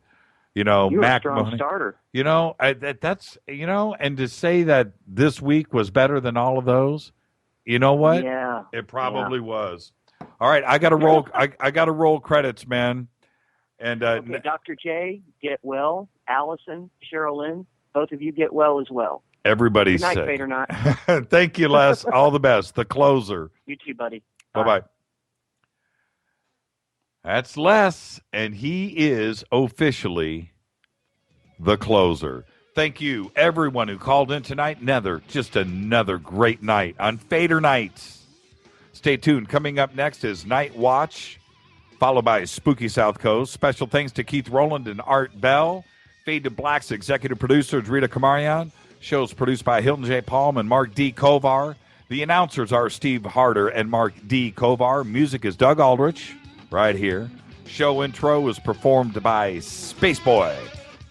Fade to Black is produced by KJCR for the Dark Matter Radio Network.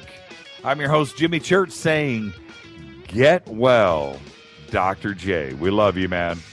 I'll see everybody. Everybody have a great, safe Labor Day weekend. You know what I'm going to do. And I'll see you on Monday. See ya.